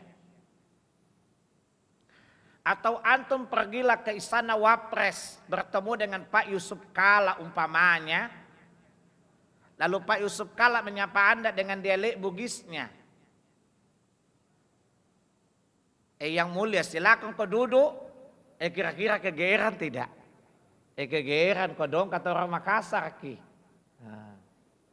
Bagaimana kalau yang mengundangmu menyuruhmu adalah Allah Jalla Jalaluh? Siapa yang lebih mulia ucapannya? Presidenkah? Wapreskah? Kata Allah Subhanahu wa taala. Allah Subhanahu wa taala ucapan yang mulia. Kemudian dia memanggil wahai orang-orang yang beriman. Tidaklah sebuah ungkapan, tidaklah sebuah sebutan kepada seorang dengan kata iman kecuali kemuliaan saja. Tidak ada kehinaan bagi orang-orang mukmin. Karena Allah Subhanahu wa taala berfirman di surat 3 Ali Imran ayat 139, "Wala tahinu wala tahzanu wa antumul a'launa in kuntum mu'minin." Jangan kalian merasa inferior, ya, merasa hina, merasa rendah di hadapan orang-orang kafir. Wala tahzanu, dan jangan kalian merasa galau, sedih dengan ulah-ulah orang kafir. Kata Allah, antumul a'launa. Kalian itu orang-orang mukmin lebih tinggi daripada orang-orang kafir itu derajatnya. Tapi dengan syarat in kuntum mu'minin. Jika kalian termasuk orang-orang yang beriman. Suatu saat saya pernah ditanya oleh seorang pendeta, teman baik saya, kenalan baik saya. Dia bilang, Mr. Lim, Mr. Salim, kenapa Anda kalau berbicara dengan kami orang-orang non-muslim begitu penuh pede, penuh rasa percaya diri? dan merasa lebih baik dari kami? Saya jawab, yes, karena saya beriman, Anda kafir. Dan itu kata Rabb saya. Paham? Maka pendeta pun tercengang. Lalu saya berikan Quran kepadanya, itu ayatnya, baca. Lalu dia bilang, saya beriman juga Pak Salim. Saya bilang, Anda beriman kepada Taghut, bukan beriman kepada Allah. Faham? Yang dimaksudkan Allah, antumul a'launa in kuntum mu'minin. Kalian lebih tinggi dari orang-orang kafir itu. Jika kalian beriman, yakni beriman kepada Allah Subhanahu wa taala. Maka sekali lagi, tidaklah seseorang disebut mukmin oleh Allah melainkan kemuliaan. Tidaklah seseorang disebut oleh Allah mukmin melainkan kelak dia pasti akan dimuliakan oleh Allah Subhanahu wa taala. Perlu diketahui bersama, harta yang antum miliki, anak yang antum miliki, berapapun banyaknya, berapapun kayanya antum tidak akan mendekatkan kamu kepada Allah.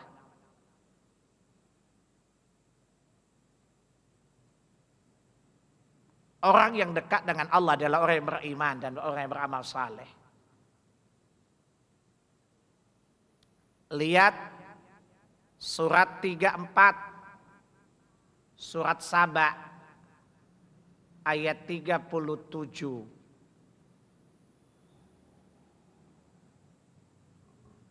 Ma amwalukum wala auladukum billati tuqarribukum indana zulfa illa man amana wa amila salihah.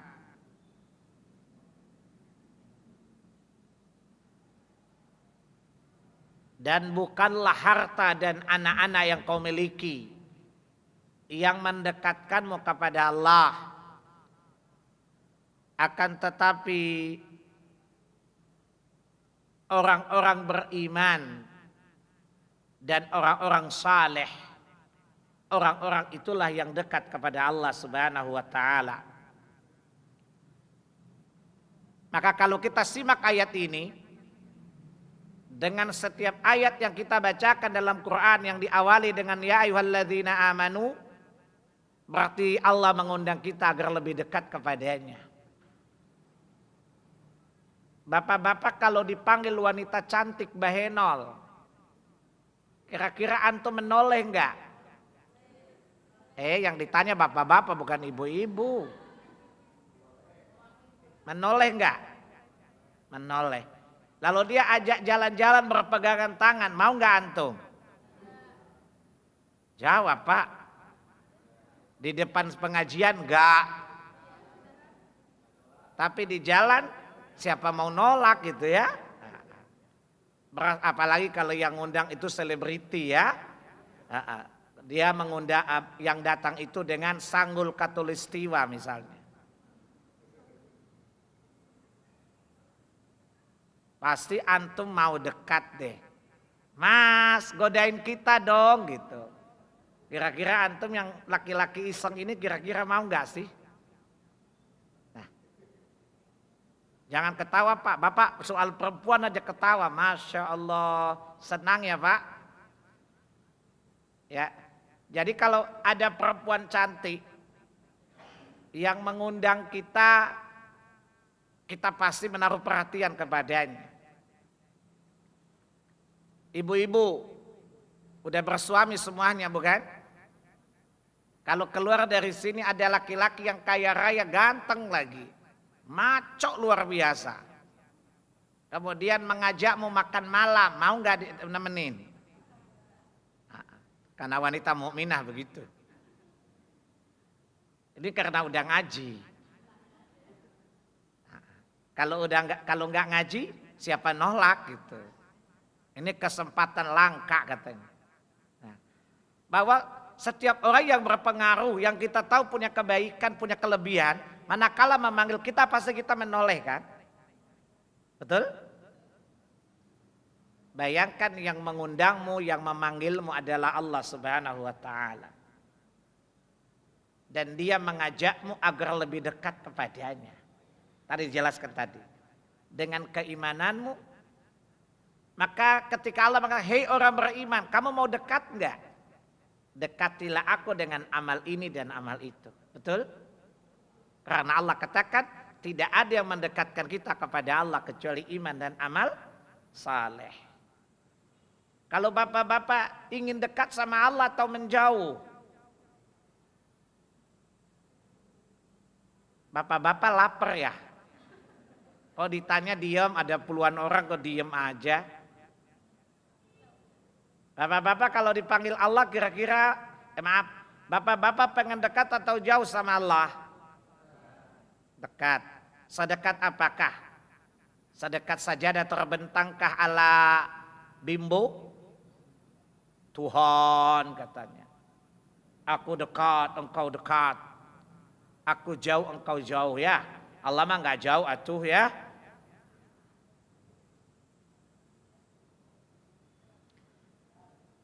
Maka manakala Abdullah bin Mas'ud radhiyallahu an, maka saya ulangi, Abdullah bin Mas'ud radhiyallahu an berkata,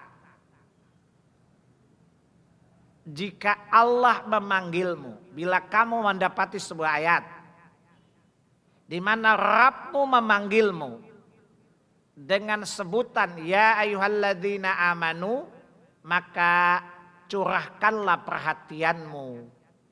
Pasanglah telingamu dan tundukkanlah hatimu seraya mendengarkan apa yang akan diminta oleh Rabbmu. Bila dia memanggilmu, kemudian dia memerintahkanmu kepada sesuatu, kerjakan.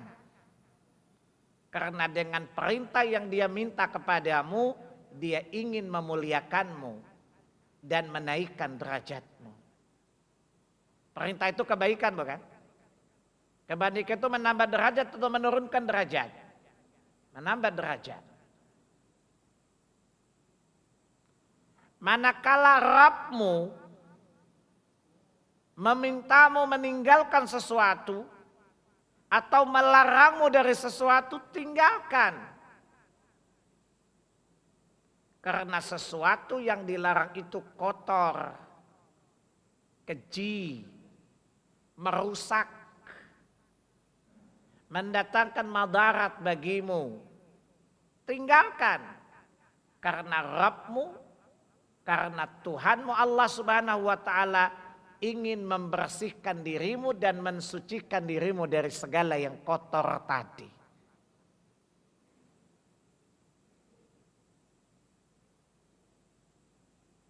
Paham? Saya tanya, dosa itu, segala yang diharamkan itu dosa tidak? Segala yang diharamkan oleh Allah itu kotor atau bersih? Kotor. Tapi pernyataannya kita paling suka yang kotor-kotor ya. Betul? Lebih enakan mana bu? Jujur ibu-ibu jawab. Jangan ada dusta di antara kita loh. Lebih asyik mana? Zikir atau gibah? Ya, saya tidak percaya ucapan ibu. Ini jawabannya terpaksa karena takut diomelin. Tapi dalam perasaannya, ini kalau zikir lama-lama, saya ceramah lama-lama dia protes. Dalam hati ngedumel, ini Pak Salim ceramah dari tadi kok belum berhenti-berhenti. Tapi coba saya gibahin orang, pasti dia tanya, lalu terus gimana dong? Saya perhatikan ibu-ibu kalau ngaji atau majelis ilmu itu duduknya bulak-balik, bulak sana, bulak sini, balik sana, balik situ. Tapi kalau dengar gosip serius sekali nggak bulak-balik dia. Kalau duduk di majelis ilmu biasa cenderungnya jenuh cepat sekali. Tapi kalau mendengarkan infotainment misalnya, ya silet lah, check and recheck lah, kabar-kabarilah, yang memang info-infos, tahu infos enggak? Info setan, itu disenangi sama ibu-ibu. Berita yang terkini terupdate oleh ibu-ibu. Ya, kasus artis siapa, lagi ngapain, tahu tuh ibu-ibu semuanya dia. Karena dia nonton ngerumpi No Secret dia.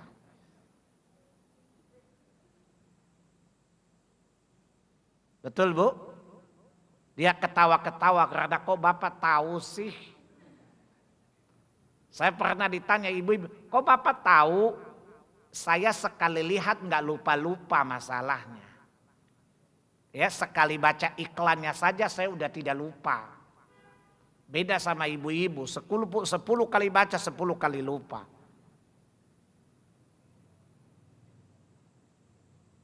Nah,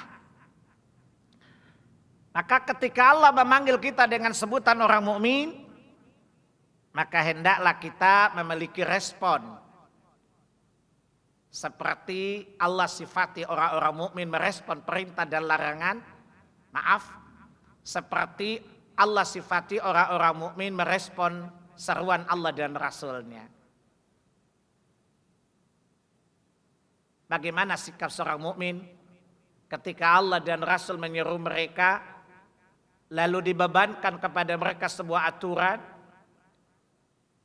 Jawab mereka, sami'na wa ata'na. Lihat surat 24. Surat An-Nur ayat 51. Innama kana qaulal mu'minina idza du'u ila Allahi wa rasulihi liyahkuma bainahum ay yaqulu sami'na wa ata'na. Adalah jawaban orang-orang mukmin ketika dia dipanggil, ketika dia diajak, ketika dia diseru oleh Allah dan Rasul-Nya agar Rasul-Nya menetapkan hukum atasnya, mereka menjawab, mereka berkata, sami'na wa ata'na. Kami dengar dan kami taat. Ayat ini adalah kebalikan dari sifat-sifat orang munafik yang Allah jelaskan di surat yang sama, surat An-Nur tadi, surat 24 tadi, di ayat 47 sampai ayat 50. Yaquluna amanna billahi wa birasuli wa ata'na. Kata Allah, ada di antara manusia orang-orang munafik itu berkata, kami beriman kepada Allah, kami beriman kepada Rasul-Nya, dan kami akan taat. Tapi manakala mereka keluar dari sisi Rasulullah, mereka tidak taat. Idza du'u ilallahi wa rasulih, jika Allah dan Rasul memanggil mereka orang-orang munafik tadi agar Allah menetapkan hukum atas mereka, mereka tidak datang. Mereka menolak untuk datang. Kapan mereka datang? Manakala ayat-ayat Allah, manakala hukum itu berpihak kepada mereka.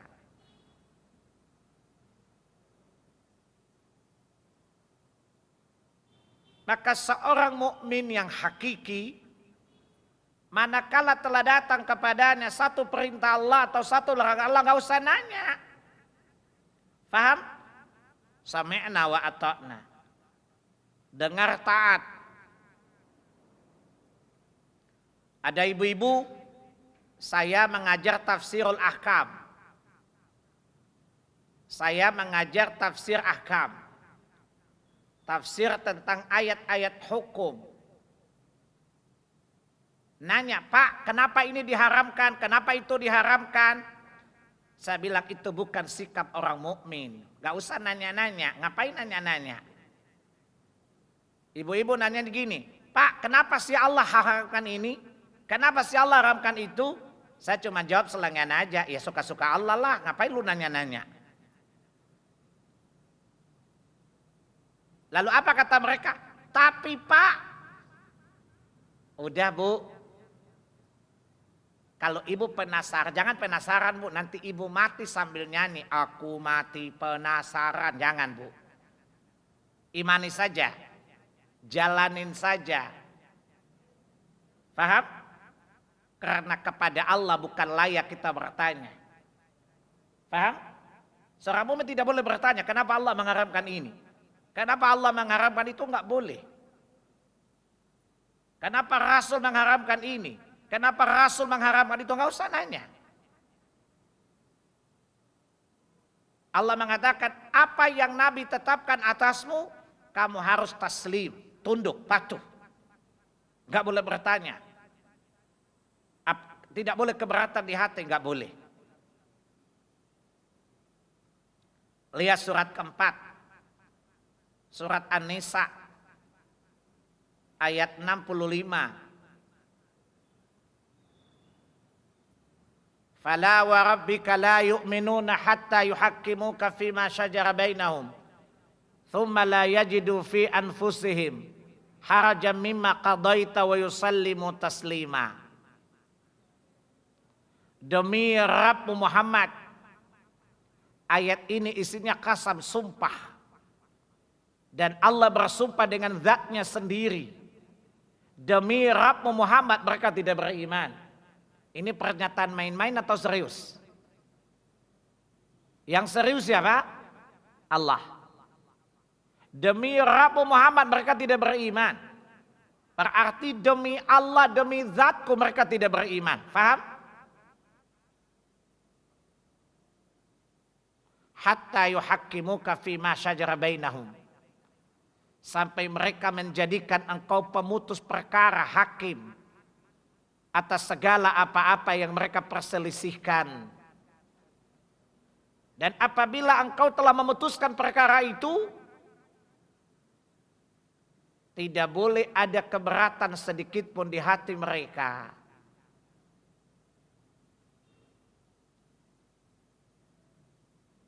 Faham? Kata Allah, wa yusallimu taslima. Mereka harus tunduk dan patuh dengan sukarela. Tidak perlu bertanya, apalagi membantah. Karena sebagian ibu-ibu mungkin karena panjang lidahnya, pendek akalnya, cetek imannya. Sebagian ibu-ibu. Ya. Sebagian, tapi sebagian besar maksud saya. Panjang lidahnya, pendek akalnya, cetek imannya. Kalau dia mendapatkan sebuah dalil tentang sesuatu yang haram, ya, misalnya ketika ada seorang akhwat bertanya kepada saya, Pak Salim, apa hukumnya gambar-gambar dan sebagainya, saya menjelaskan hukumnya haram. Kemudian saya sampaikan beberapa dalil. Kata ibu-ibu apa? Masa sih?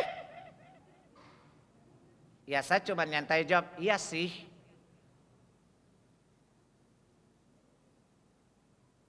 Saya bilang, kalau ibu tidak mau tunduk kepada Allah dan Rasulnya, gampang. Cari aja bumi lain.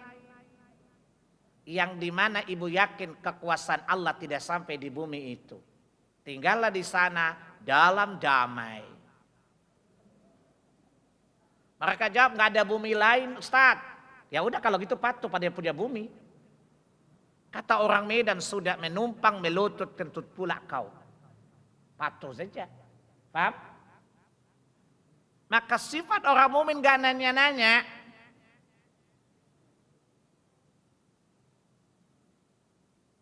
Karena Allah melarang, tidak boleh bertanya atas apa yang Allah tetapkan. Tidak boleh bertanya tentang perbuatan-perbuatan Allah. Kenapa begini, kenapa begitu, nggak boleh.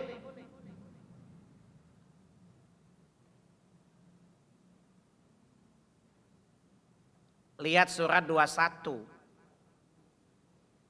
Surat Al-Anbiya ayat 23. Allah melarang, tidak boleh bertanya kenapa bumi di atas, langit di bawah. Gak usah nanya-nanya, ngapain lu numpang kok ngotot.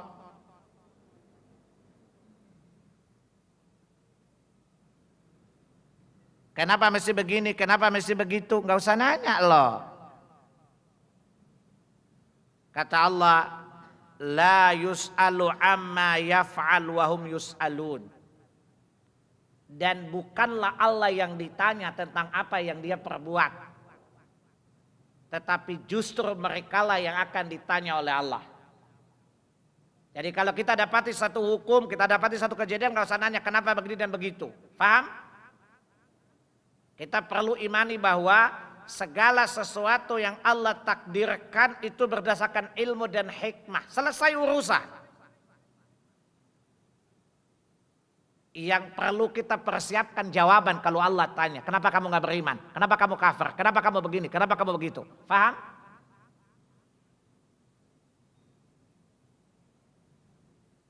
Kita yang bersiap-siap ditanya. Paham deh?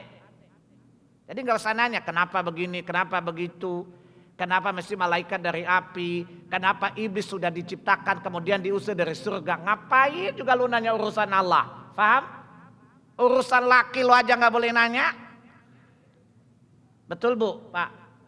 Betul bukan? Pulang-pulang laki telat nanya, Mas kenapa telat? Ngapain juga lu nanya gua? Gak perlu nanya-nanya, gue pemimpin lo tahu tuh laki-laki tuh sontoloyo. Nah, tapi tidak mau ditanya dia.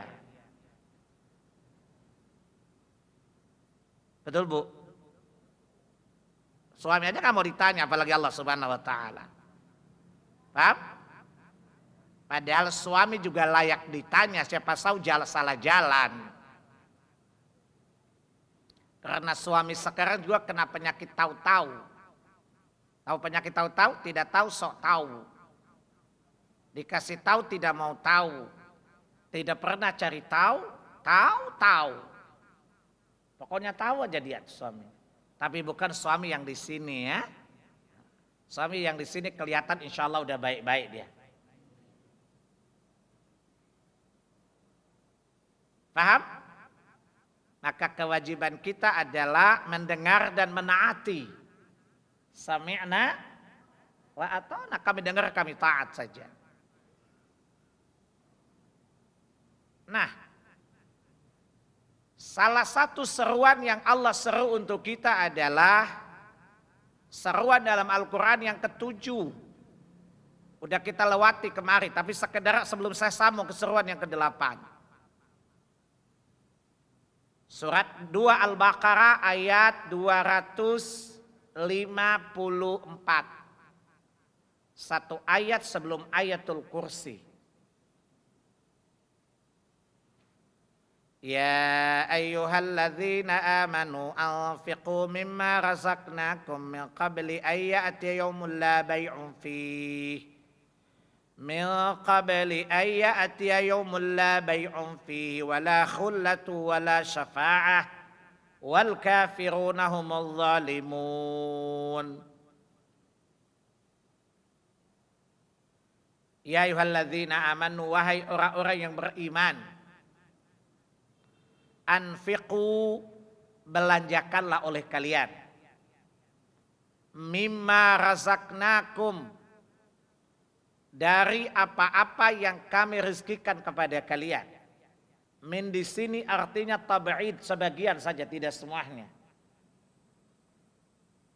Min qabli ayya'tiya yaumul la bay'un fihi, sebelum datang hari di mana tidak ada jual beli di dalamnya. Wala khullah, tidak ada pertemanan, tidak ada persahabatan. Wala syafa'ah, dan tidak ada pertolongan kecuali Allah saja.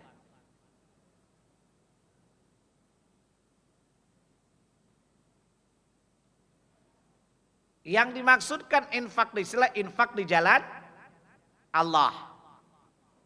Dan itu sudah saya jelaskan pada bulan lalu.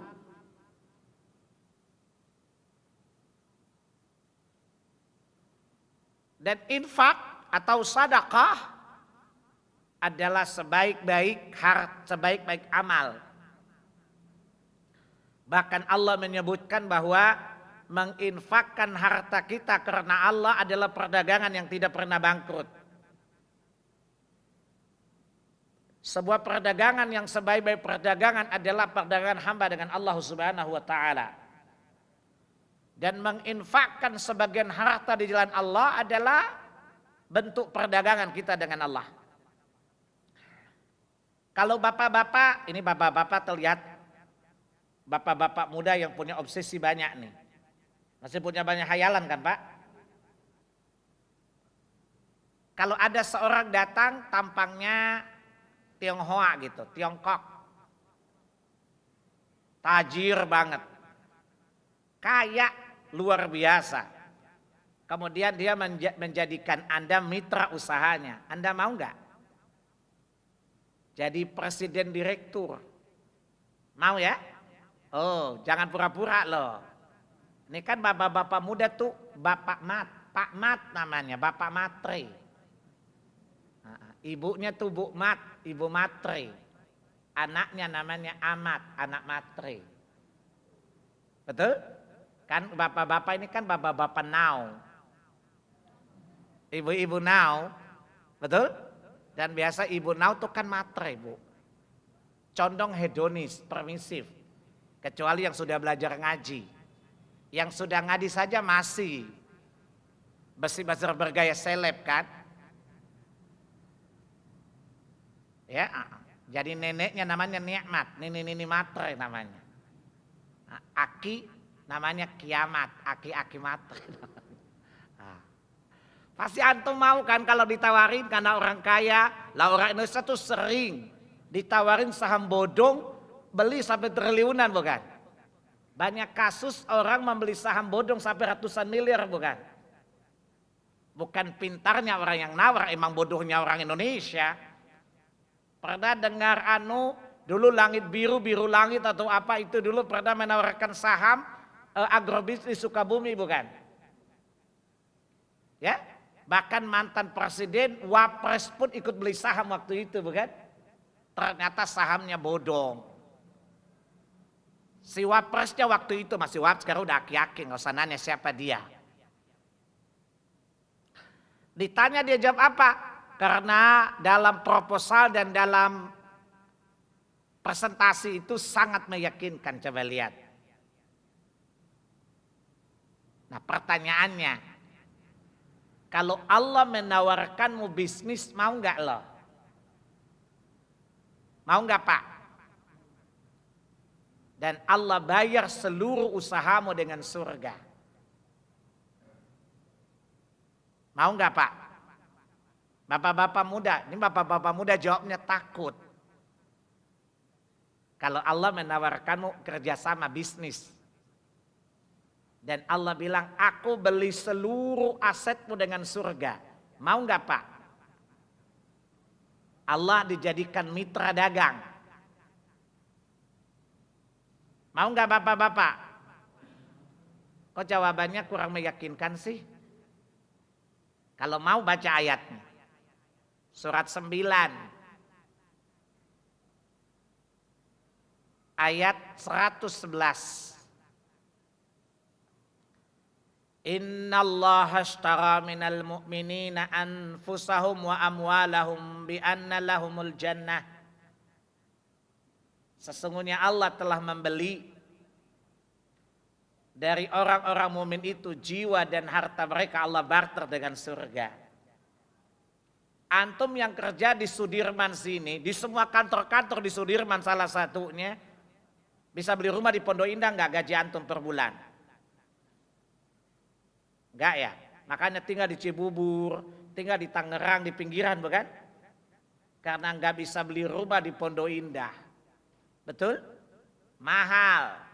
Sekarang 1 meter sudah 100 juta 1 meter loh di Pondok Indah tadi. Itu yang di bawah-bawah, belum di Bukit Golfnya. Pernah ke Bukit Golf? Mahal sekali. Jadi Anda banting tulang sampai tulang lunak belum tentu beli rumah di sana. Sekarang Allah tawarkan, antum tidak perlu banting tulang sampai tulang lunak. Aku bayar dengan surga. Emangnya kalau bapak-bapak orang yang tinggal di perumahan mewah seperti Pondok Indah itu kalau rematik kumat emang jadi sembuh? Enggak juga kan? Karena rumahnya bagus lalu dia menang, tetap aja sakit kalau rematiknya kumat kan? Saya punya murid di sana banyak nenek-nenek. Saya tanya mereka, Bu, ibu tinggal di jalan ini di Bukit Golf ya? Iya. Kalau waktu asam urat ibu kumat, kaki bengkak, melihat rumah ibu hati senang enggak? Enggak ngaruh Pak. Makanya jangan belagu Nek.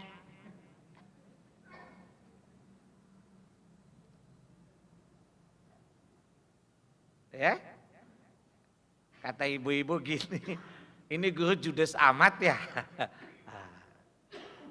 Cara Allah beli dengan surga.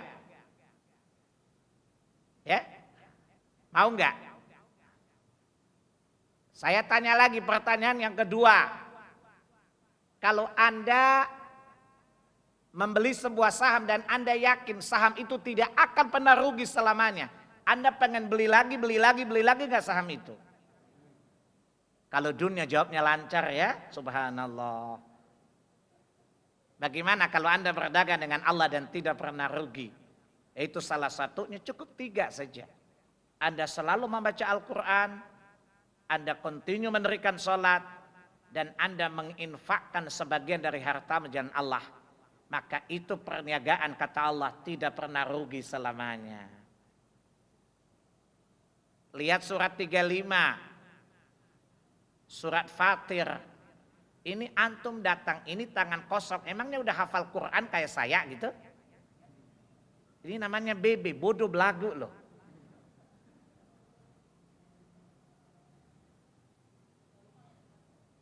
Ayat 29.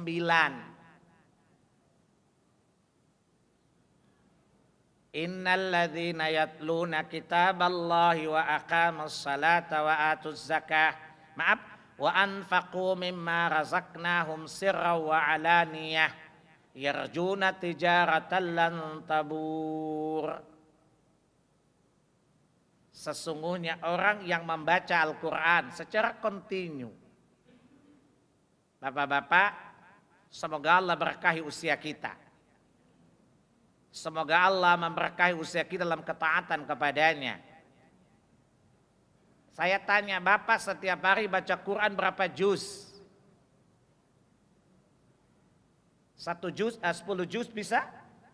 Enggak. Insya Allah enggak dijawab. Kenapa? Dari Tangerang ke Sudirman saja habis waktu. Kalau hamil beranak di jalan. Ya, jadi enggak sempat baca. Kalau begitu 1 juz sehari bisa? Sebenarnya bisa kalau mau. Cuman antum biasa saya perhatikan. Antum kalau jam istirahat lebih mikir makan daripada mikir tilawah kan? Lebih berpikir abis ini ke kantin. Makanya sholat sambil mikirin kantin.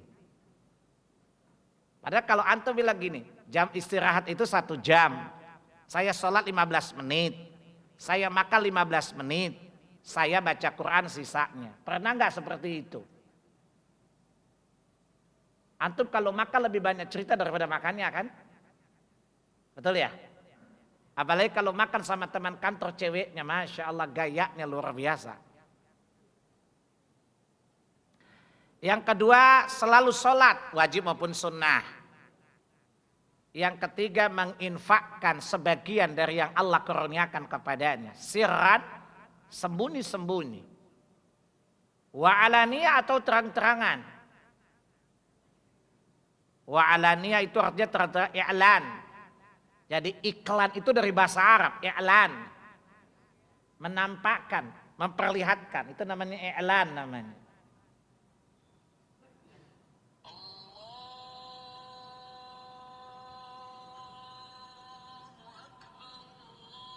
Baik, saya selesaikan ayat tadi lalu kita tutup.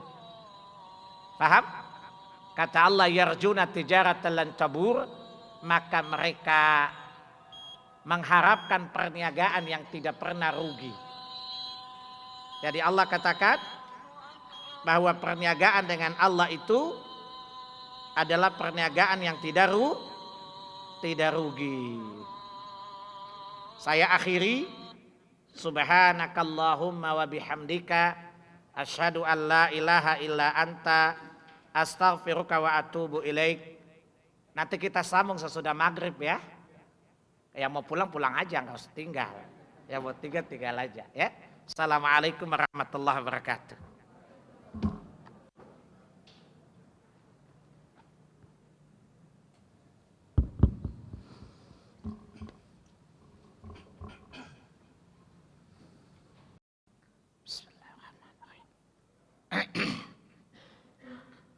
Assalamualaikum warahmatullahi wabarakatuh. Alhamdulillahi rabbil alamin, hamdan katsiran thayyiban mubarakan fih, kama yuhibbu rabbuna wa yarda. Wassalatu wassalamu ala rasulillah wa ala alihi wa ashabihi wa mawala, amma ba'd. Bapak Ibu, ikhwani wa akhwati fid din, rahimani wa rahimakumullah. Alhamdulillah, Allah Subhanahu wa taala telah mengkaruniakan kepada kita kemudahan dan kita telah dimudahkan Allah Subhanahu wa taala untuk melaksanakan salat maghrib. Mudah-mudahan Allah jadikan dia amalan yang makbul dan Allah jadikan dia salah satu wasilah dimasukkannya kita ke dalam surganya Allah Subhanahu wa taala dengan rahmatnya. Salawat dan salam atas qudwah hasanah kita Rasulullah sallallahu alaihi wasallam. Mudah-mudahan kelak kita pada hari kiamat termasuk umat beliau yang tidak terusir dari haudnya, insyaallah. Tadi di penghujung kajian di sore hari tadi, saya membawakan targhib dari Allah Subhanahu wa taala, spirit. Biasa bapak-bapak kalau bersemangat kinerja kerjanya kalau ada insentif ya. Betul ya Pak? Kalau misalnya bapak dijanjikan upah minimum naik, kira-kira senang gak? Jawabnya senang. Karena ya begitulah manusia itu ya. Kalau misalnya direksi memberikan pengumuman, mulai bulan depan gaji dinaikkan 2 kali lipat. Reaksi antum gimana? Wow. Betul ya? Kalau janji direksi saja sangat menyenangkan. Apatah lagi kalau itu janji Allah Subhanahu wa taala. Tadi saya telah jelaskan surat At-Taubah, surat yang ke-9 ayat 111. Allah menjelaskan bahwa hubungan kita dengan Allah adalah hubungan jual beli. Kita penjualnya, Allah pembelinya. Innallaha ashtara minal mu'minina anfusahum wa amwalahum bi anna lahumul jannah. Kemudian di baris yang ketiga dari itu Allah bertanya, wa man aufa bi ahdihi minallah. Siapakah yang lebih menepati janjinya daripada Allah? Ada enggak orang yang lebih menepati janjinya dari Allah? Maka Allah katakan, fastabshiru baikum alladzi bay'atum bih. Maka bergembiralah kalian dengan jual beli yang kalian adakan dengan Allah tadi. Kira-kira kalau jual beli ada demand, kira-kira apa yang Anda supply sebagai komoditi yang Anda jual? Ini kalau pakai bahasa orang di sekitar Sudirman ya. Tadi Allah jelaskan minimal 3 barang atau 3 komoditi yang bisa kita jual, yang dijamin oleh Allah tidak akan bangkrut. Tadi telah saya jelaskan surat 35, surat Fatir ayat 29. Innalladzina yatluna kitaballah wa aqamus shalah wa anfaqu mimma razaqnahum sirran wa alaniyah yarjuna tijaratan lan tabur. Sesungguhnya orang yang selalu membaca Al-Quran, kemudian dia selalu kontinu menjaga salatnya, lalu dia menginfakkan sebagian dari yang kami rezekikan kepadanya, sirran, sembunyi-sembunyi, aw alaniyah, wa alaniyah atau terang-terangan, yarjuna tijaratan lan tabur, karena dia mengharapkan perniagaan dengan Allah yang tidak pernah rugi selamanya. Maka Allah kelak akan membalas semuanya sempurna, tidak ada yang dikurangi. Sebelum saya masuk kepada seruan yang ke-8 yang Allah khususkan kepada orang beriman. Jadi kajian saya itu judulnya Nida'atur Rahman li'ibadir Rahman. Seruan-seruan Allah Ar-Rahman kepada hamba-hamba yang beriman. Itu setiap ayat yang selalu diawali dengan ya ayyuhalladzina amanu. Wahai orang-orang yang beriman. Dan hari ini kita masuk ke seruan yang ke-8. Surah 2 Al-Baqarah ayat 264. Saya berikan ilustrasi tentang ayat ini, korelasi dengan yang sudah saya bahas tadi. Pak, Bapak sudah mendeposit uang 1 triliun, sekian puluh tahun gitu ya. Bapak kumpulin, depositkan. Tidak pernah diambil-ambil, Pak. Kira-kira nominalnya sudah 1 atau 100 triliun lah, 1 triliun misalnya. Pada saat deposit Bapak jatuh tempo, Bapak ke bank ingin mencairkannya. Tapi OJK, Otoritas Jasa Keuangan mengatakan seluruh dana Anda hangus.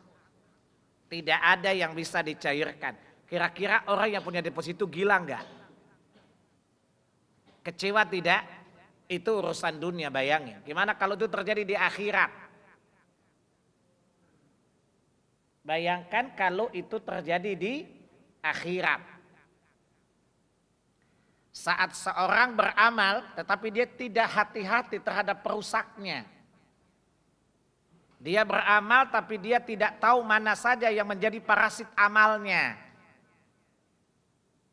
Jangan kira bahwa amal yang kita perbuat tidak dihapus, bisa dihapus karena setiap amal ada pembatalnya. Ada namanya nawaqidul a'mal, ada pembatal-pembatal amal. Salah satunya adalah sedekah. Sedekah adalah sebaik-baik amal dari amal-amal syariah. Karena Islam itu amalnya adalah pertama amal hati. Akidah itu amal hati ya. Kemudian sholat, puasa semuanya amal badan. Kemudian sedekah itu amal maliyah ya, dengan harta kita. Oleh karena itu ketika Allah berkali-kali dalam Quran maupun sunnah Rasulullah Sallallahu Alaihi Wasallam menganjurkan agar kita bersedekah atau menginfakkan harta kita, maka Allah memperingatkan kita jangan-jangan sampai kita justru membatalkan amal kita itu karena hal-hal yang tidak kita sadari yang justru kita lakukan, yang mana amal itu oleh Allah Subhanahu Wa Taala, perbuatan-perbuatan itu menurut Allah Subhanahu Wa Taala adalah yang menghilangkan seluruh pahala sedekah kita. Coba lihat surat 2 Al-Baqarah ayat 264. Itu adalah seruan yang ke-8. Jadi kalau antum lihat ayat-ayat dalam Al-Quran yang selalu diawali dengan ya ayyuhalladzina amanu, wahai orang-orang yang beriman, itu terulang sebanyak 88 kali. Pernah hitung enggak? Masya Allah, antum cuma hitung uang saja ya. Sama hitung jam kerja ya. Sama hitung upah minimum ya. Biasa yang dihitung upah minimum apa upah maksimum? Biasa UMR itu maksimum apa minimum? Minimum ya. Minimum saja antum ributin loh. Yang Allah kasih itu maksimum loh. Ya. Maka dalam Al-Quran, dalam ayat itu Allah katakan, A'udzu billahi samii'il alim minasyaitonir rajim. Ya ayyuhalladzina amanu la tubtilu shadaqatikum bil manni wal adza kalladzi yunfiqu malahu ria'an nasi wa la yu'minu billahi wal yaumil akhir. Famasaluhu kamathali safwani alaihi turabin saya ulangi, Famathaluhu kamathali safwanin alaihi turabun fa asabahu wabilun fatarakahu salda la yaqdiruna ala syai'im mimma kasabu wallahu la yahdil qaumal kafirin. Ya ayyuhalladzina amanu, wahai orang-orang yang beriman, la tubtilu sadaqatikum, janganlah kalian menjadikan amal sedekah kalian sia-sia. Jangan kalian menjadikan sedekah-sedekah itu sia-sia, terhapus pahalanya. Bil manni, karena mengungkit-ungkit pemberian yang telah Anda berikan tadi. Wal adza, atau menyakiti si penerima. Kalladzi yunfiqu malahu ria'an nas, seperti orang yang beramal, seperti orang yang menafkahkan hartanya ria'an nas, karena ingin dilihat oleh manusia, alias sok pamer. Ya, kalladzi yunfiqu malahu ria'an nas wala yu'minu billahi wal yaumil akhir, atau dia tidak beriman kepada Allah dan hari akhir. Famathaluhu kamathali safwanin alaihi turab, maka amalnya itu di mata Allah seperti debu yang diletakkan di atas batu yang licin. Fa asabahu wabil, kemudian riaknya itu, ketidakikhlasannya itu menyakiti tadi, mengungkit-ungkit tadi itu hujan yang lebat. Anda bisa bayangkan debu di atas batu licin kemudian ditimpa oleh hujan lebat. Menurut antum masih adakah bekasnya? Kata Allah, ya, fatarakahu salda, maka silanglah segalanya, tidak ada lagi bekasnya sama sekali. La yaqdiruna ala syai'im mimma kasabu, dia tidak lagi memiliki pahala dari apa yang telah dia usahakan itu. Wallahu la yahdil qaumal kafirin, dan Allah sama sekali tidak memberi petunjuk kepada orang yang kafir. Perhatikan, jadi kalau antum bersedekah sebelum tanganmu terjulur, Anda harus lihat dulu hatimu ikhlas atau tidak. Jaga lisanmu. Boleh jadi orang yang datang meminta sedekah kepadamu jebelin banget gitu. Mendingan tidak usah kasih deh. Lihat pada ayat 263.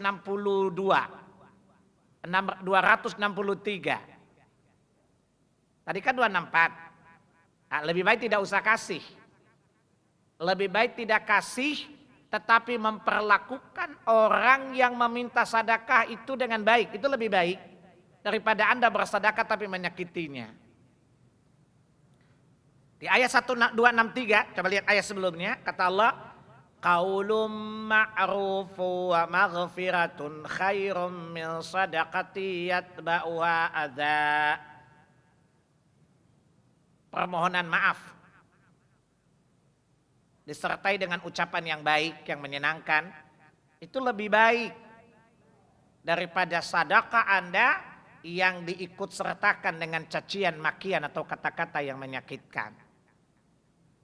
Kalau antum mau bersedekah, sedekah nggak usah komentar. Makanya jadi orang pakai otak, jangan minta-minta, gengsi dong, itu kan nyakitin. Paham? Kira-kira kata iblis apa? Lu gue banget gitu loh. Lanjutkan, bersama kita bisa. Go to hell. Paham? Jadi andaikan kita tidak punya sesuatu pun, layani dia dengan baik, orang yang meminta sedekah itu. Paham? Berikan kata-kata yang menyenangkan hatinya. Misalnya, kalau ma'ruf misalnya, Mas, maaf, saya nggak punya uang, tapi semoga Allah memberimu kemudahan di tempat yang lain. Ya, atau Anda beri sekedarnya, maaf, bukan saya nggak punya uang, saya juga punya kebutuhan. Kita bagi ya, semoga Allah memberimu lebih besar di tempat yang lain, insya Allah. Ya, kadang-kadang pengemis Indonesia nggak tahu diri juga sih. Tapi ingat, jangan komentar apa-apa. Kadang-kadang dia nyeletuk, Bapak mau ngasih-ngasih aja, ngapain doa di tempat lain? Yang gue butuh sekarang Bapak doa nanti deh. Ya itu namanya miskin belagu ya. Biasalah orang-orang Indonesia itu susah sekali itu. Wah, itu nyebelin banget gitu. Nyebelin gak Pak? Kita udah kasih mendoakan dia kebaikan masih juga berucap kita tetap menahan diri. Paham? Agar sedekah kita tadi tidak hilang percuma. Paham? Jadi Allah menyebutkan mengungkit-ungkit pemberian. Biasa kita kalau di awal sih ikhlas. Suatu saat misalnya orang yang pernah kita tolong itu menyakiti kita, mesti kita bilang, lu dasar gak tahu diri lo. Lu ingat siapa dulu yang nolongin gua tahu, makanya tahu diri dong, tahu balas budi. Monet aja tahu balas budi, masa lu enggak sih? Gitu. Ini namanya alman, mengungkit-ungkit pemberian. Nabi sallallahu alaihi wasallam mengatakan, salasatun, ada 3 golongan. La yadhurullahu ilaihim, yang Allah tidak melihat mereka pada hari kiamat, Allah tidak suka memandang mereka. Wala yukallimuhum, dan Allah tidak mau bicara dengan mereka. Siapa mereka? Salah satu diantaranya kata Nabi, alman, orang yang suka mengungkit-ungkit pemberiannya. Dia beri, tetapi suatu saat nanti dia akan mengungkit-ungkit pemberiannya itu. Waliya'udzubillah, kita berlindung kepada Allah karena hati itu sulit sekali menjaga keikhlasannya. Paham? Pertama. Yang kedua, jangan menyakiti si penerima. Jangan muka kayak roti bantet mas. Kadang-kadang supaya dia nggak balik, kadang-kadang pasang tampang sangar ya. Terima kasih Pak. Apalagi disertai lagi, besok nggak usah balik ya. Lu balik, gua suruh digigit anjing lo. Nggak boleh. Atau beramal atau bersedekah dengan tidak mengharapkan pahala dari Allah. Seorang mukmin apabila dia bersedekah, dia selalu termotivasi bahwa seluruhnya hanya mengharapkan pahala dari Allah saja. Karena seorang mukmin tidak boleh melakukan sebuah amalan pun kecuali 2 syaratnya. Pertama, ikhlas karena Allah, yang kedua bersesuai dengan sunnah Nabi sallallahu alaihi wasallam. Maka ikhlas adalah syarat diterimanya amal. Iman kepada Allah, bahwa yang mendasari amal kita itu iman. Maksud Allah, satu amalan tidak diterima sampai orang yang beramal itu beriman kepada Allah. Maka Allah menjadikan iman kepada Allah syarat diterimanya amal. Dan itu terulang dalam Quran sebanyak 26 kali. Tapi kalau saya sebutkan 26-nya insya Allah gak ada yang hafal-hafal dia. Saya cukupkan 4 saja ayat Al-Quran. Antum lihat di surat 4 An-Nisa. Ayat 124. Wa may ya'mal minas salihati min dzakarin aw untha wa huwa mu'minun fa ulaika yadkhulunal jannata wa la yuzlamuna naqira. Barang siapa yang berbuat kebaikan, barang siapa yang beramal saleh, laki-laki atau perempuan, wa huwa mu'minun, sedangkan dia dalam keadaan beriman. Kata waw dalam bahasa Arab di sini posisinya harfu syarat, huruf yang menunjukkan syarat. Paham? Kalau kita terjemah ke cara syariah, secara tafsir, barang siapa yang berbuat kebaikan, laki-laki dan perempuan dengan syarat dia beriman, maka Allah akan masukkan dia ke dalam surga dan Allah sedikit tidak mengurangi pahalanya. Surat 16 Allah juga mengulang kalimat yang sama. Ayat 97. Man amila salihan min dzakarin aw untha wa huwa mu'minun falanuhiyannahu hayatan thayyibah. Barang siapa yang beramal saleh, laki-laki atau perempuan, dengan syarat dia beriman, maka pasti kami akan berikan kepadanya kehidupan yang lebih baik. Lihat surat 17. Al-Isra ayat 9 ayat 19. Wa may yuridul akhirata wasa'alaha sa'ya wa huwa mu'minun. Barang siapa yang bersungguh-sungguh dengan amalan akhirat. Tadi dia beramal dengan amalan akhirat hanya mengharapkan pahala Allah saja. Wa huwa mu'minun. Dan dia sedangkan dia beriman, maka Allah akan berikan balasan sempurna pula. Lihat lagi surat 20. Surat Toha ayat 112. Dan lihat surat 40 ayat 40. Surat Al-Ghafir. Sudah cukup 5 ayat saja. Nanti cari sendiri, baca sendiri, telaah sendiri. Maka orang-orang kafir, sebaik apapun dia bersedekah. Saya pernah ditanya orang, seorang pendeta Nasrani. Kenalan baik saya orang Ambon. Orang Ambon kan biasanya berteman sama orang non-muslim. Karena sekeliling kami adalah orang-orang non-muslim. Baik saja hubungannya. Dia bertanya kepada saya, itu tokoh-tokoh agama kami, Paus Yohanes II misalnya. Kan amalnya bagus banget Pak. Kira-kira diterima enggak amalnya? Enggak. Kenapa? Dia tanya sama saya, kenapa? Kafir. Paham? Karena dia tidak beriman kepada Allah. Tidak beriman kepada hari akhir. Maka seluruh amalnya sia-sia saja. Lihat surat 18. Surat Al-Kahfi. Ayat 103 sampai dengan 106.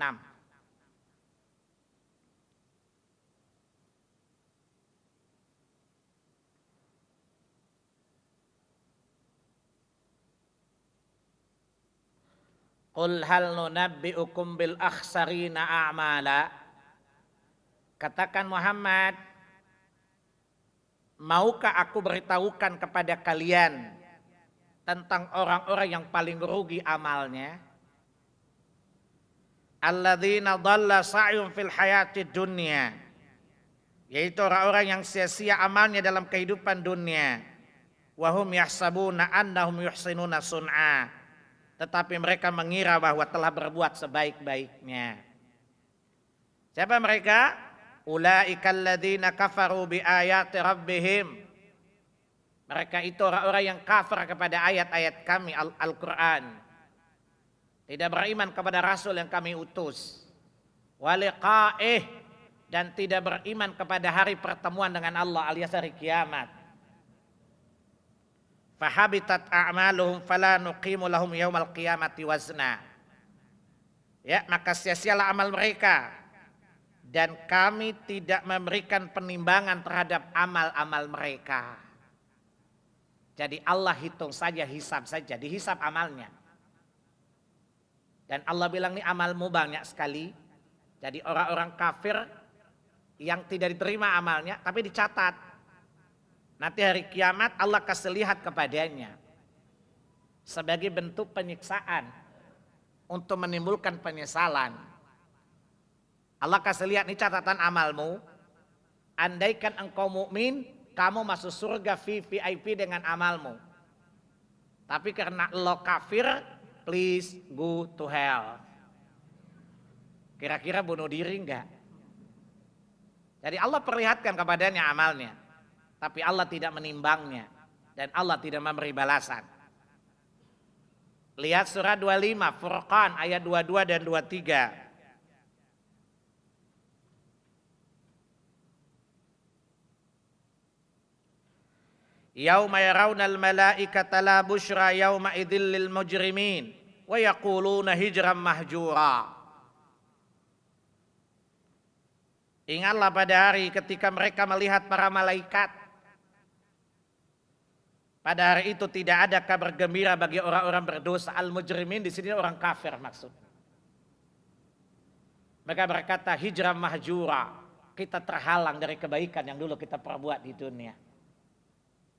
Kita hari ini terhalang dari rahmat Allah. Paham? Lalu kata Allah, wa qadimna ila ma amilu min amalin faj'alnahu haba'an manthura. Lalu kami perlihatkan kepada mereka amal-amal yang dulu mereka lakukan berupa amal saleh. Kemudian kami rubah amal mereka menjadi debu yang berterbangan. Kira-kira kalau dibahasakan dengan bahasa kita, kasihan deh lo. Itulah yang Allah maksud. Mereka tidak memperoleh apa-apa dari amal-amal mereka tadi. Paham? Begitu juga orang yang beramal dengan tujuan dunia.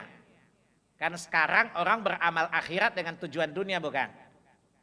Dia zikir tapi dibayar. Ada orang yang bikin majelis zikir diundang dibayar. Ada orang yang grup salawatan, nyanyi-nyanyi salawat dibayar.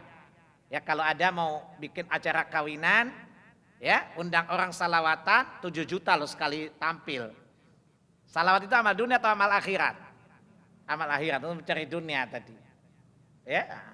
Atau sekarang lagi tren, Anda kalau punya keluarga meninggal mau paket A, paket B, paket C. Nah, paket A itu, paket C itu 7 hari saja.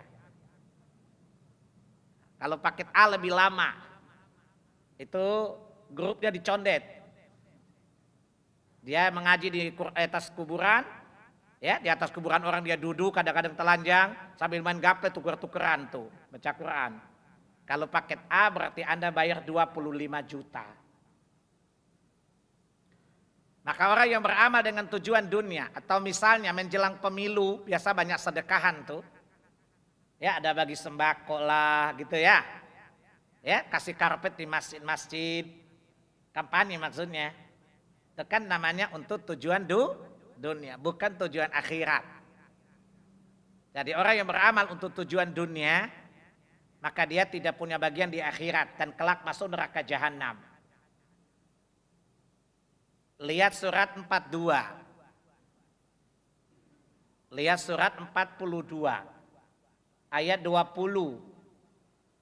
Man kana yuridul harthal akhirah.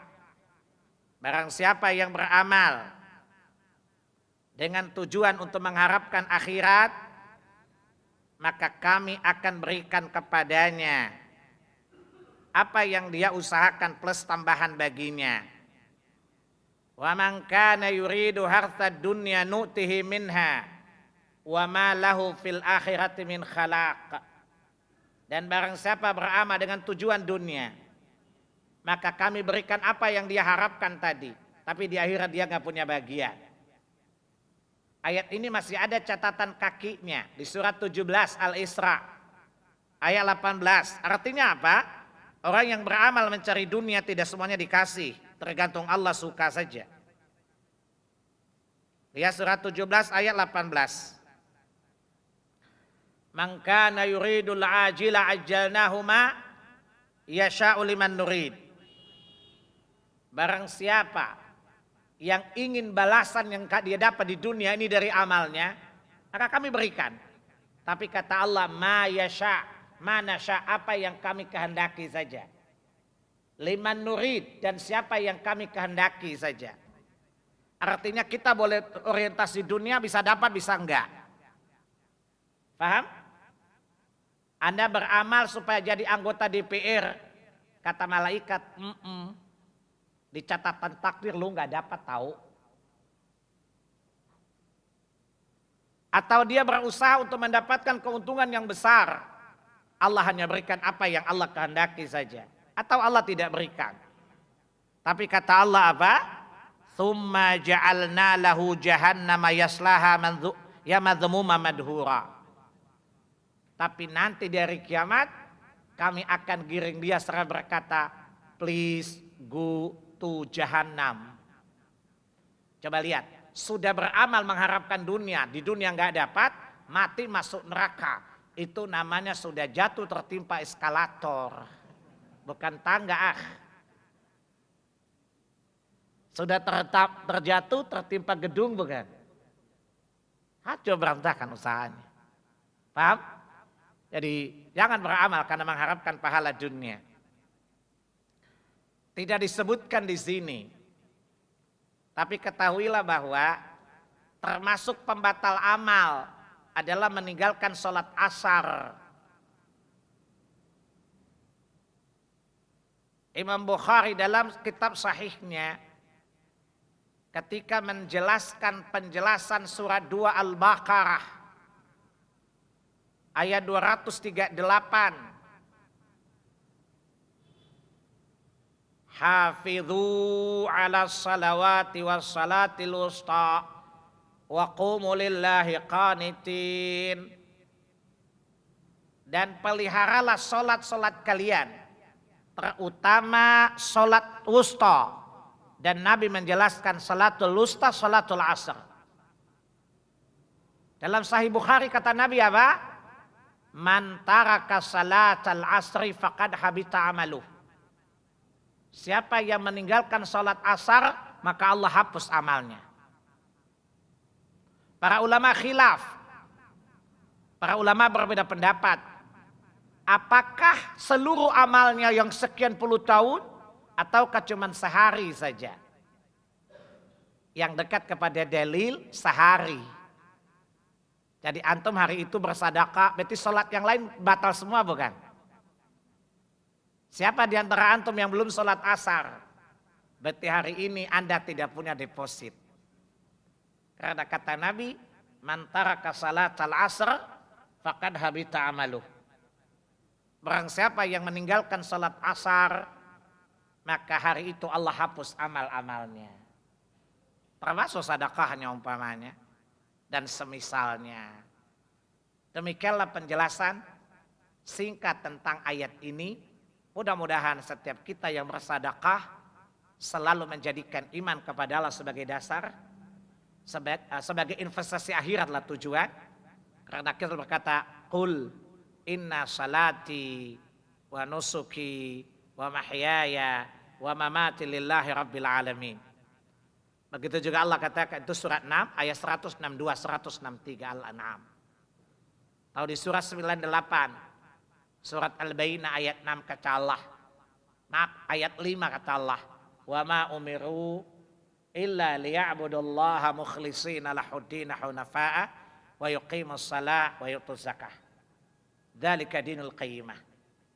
Maka mari kita menjaga niat kita, menjaga orientasi kita, menjaga lisan kita agar sedekah kita tidak sia-sia adanya.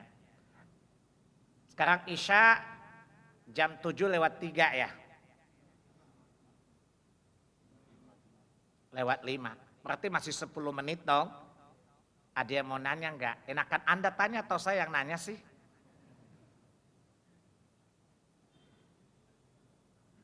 Silakan. Waalaikumsalam warahmatullahi wabarakatuh.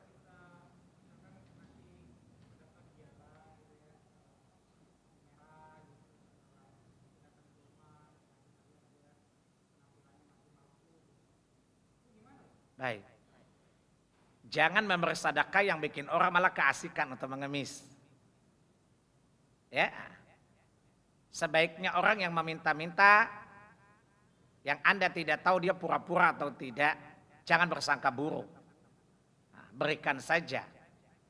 Tapi kalau yang datang meminta-minta orang yang kekar, jangan berikan. Dalam Sahih Muslim dijelaskan seorang laki-laki datang meminta zakat kepada Nabi. Nabi mengatakan tidak, kamu bisa bekerja. Maka Nabi perintahkan dia bekerja. Dan Nabi tidak memberi untuknya zakat. Padahal dia telah menyampaikan dia miskin. Tapi Nabi mengatakan kemiskinanmu karena malasmu. Coba kerja sana. Paham? Nah, ini pelajaran bahwa tidak semua orang boleh diberi sedekah. Apalagi pengemis Indonesia paling pandai bersandiwara. Mungkin karena berteman sama pemain sinetron kali ya. Oh gayanya macam-macam dia. Ya, nah, pandai sekali menipu. Nah, sebaiknya kita memberikan kepada badan-badan yang jelas ya peruntukannya daripada ketidakjelas.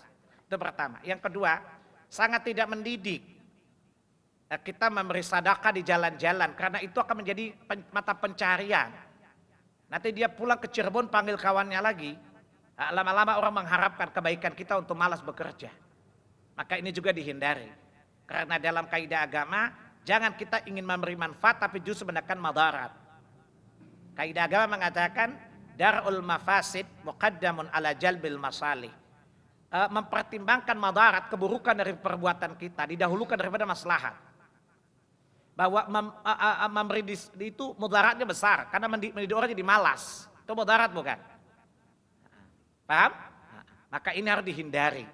Artinya kalau kita tahu bahwa memberikan sedekah di jalanan akan memunculkan masalah sosial baru dengan datangnya pengemis lebih banyak.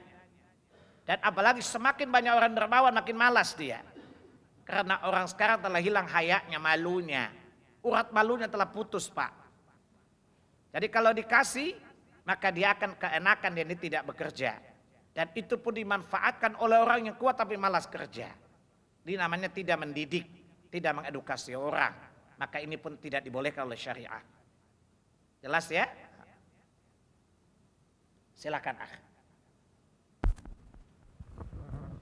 Assalamualaikum warahmatullahi wabarakatuh. Waalaikumsalam warahmatullahi. Kalau misalkan di sebuah lingkungan nih ada minta sumbangan untuk acara Maulid Nabi gitu. Terus dibaca proposalnya ada untuk biaya petasan misalkan. Cuma kan itu gimana baiknya gimana ya? Kalau misalkan misalkan baiknya ditolak pun nanti kan alasan yang tepat itu biar enggak memunculkan rasa biar tetap ada biar nggak memunculkan konflik gitu kan. Kalau misalkan kita bawa-bawa nanti itu kan bawa hadis seperti kan nggak enak kan. Iya. Mungkin tertua-tertua di situ kan. Baik. Saya tanya, petasan itu halal atau haram? Hukumnya haram. Karena termasuk menghambur-hamburkan harta bukan? Kata Allah, wala tubadzir tabdzira. Innal mubadzirina kanu ikhwana syayatin. Jangan kalian menghambur-hamburkan harta kalian. Karena sesungguhnya memboros itu adalah temannya syaitan. Kalau orang minta sumbangan, di dalamnya ada perbuatan syaitan. Kemudian Anda nyumbang, kira-kira antum setan gak? Itu namanya KIH, koalisi iblis hancur namanya itu. Dan kita dilarang oleh Allah Subhanahu wa taala, ya, ta'awanu 'alal birri wat taqwa wa la ta'awanu 'alal itsmi wal 'udwan. Surat 5 Al-Maidah ayat 2. Hendaklah kalian saling bantu-membantu tolong dalam takwa dan kebaikan. Dan jangan kalian saling tolong-menolong dalam dosa dan permusuhan. Kalau orang muslim takut digituin, kapan Islam itu tegak? Paham? Nah, sampaikan baik-baik. Maaf, saya tidak punya uang. Maksudnya tidak punya uang untuk yang gitu-gituan kan? Paham? Saya tidak punya uang, tapi nggak usah nyambung terus. Paham? Maksudnya tidak punya uang untuk yang begitu-begituan. Saya punya uang hanya untuk begini-beginian saja. Paham?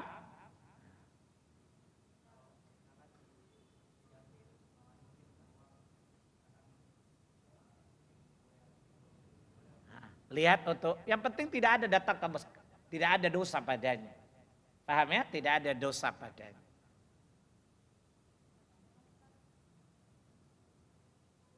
Ibu-ibu lain kali nulis ya. Nah, tapi nggak apa-apa, kali ini nanya saja.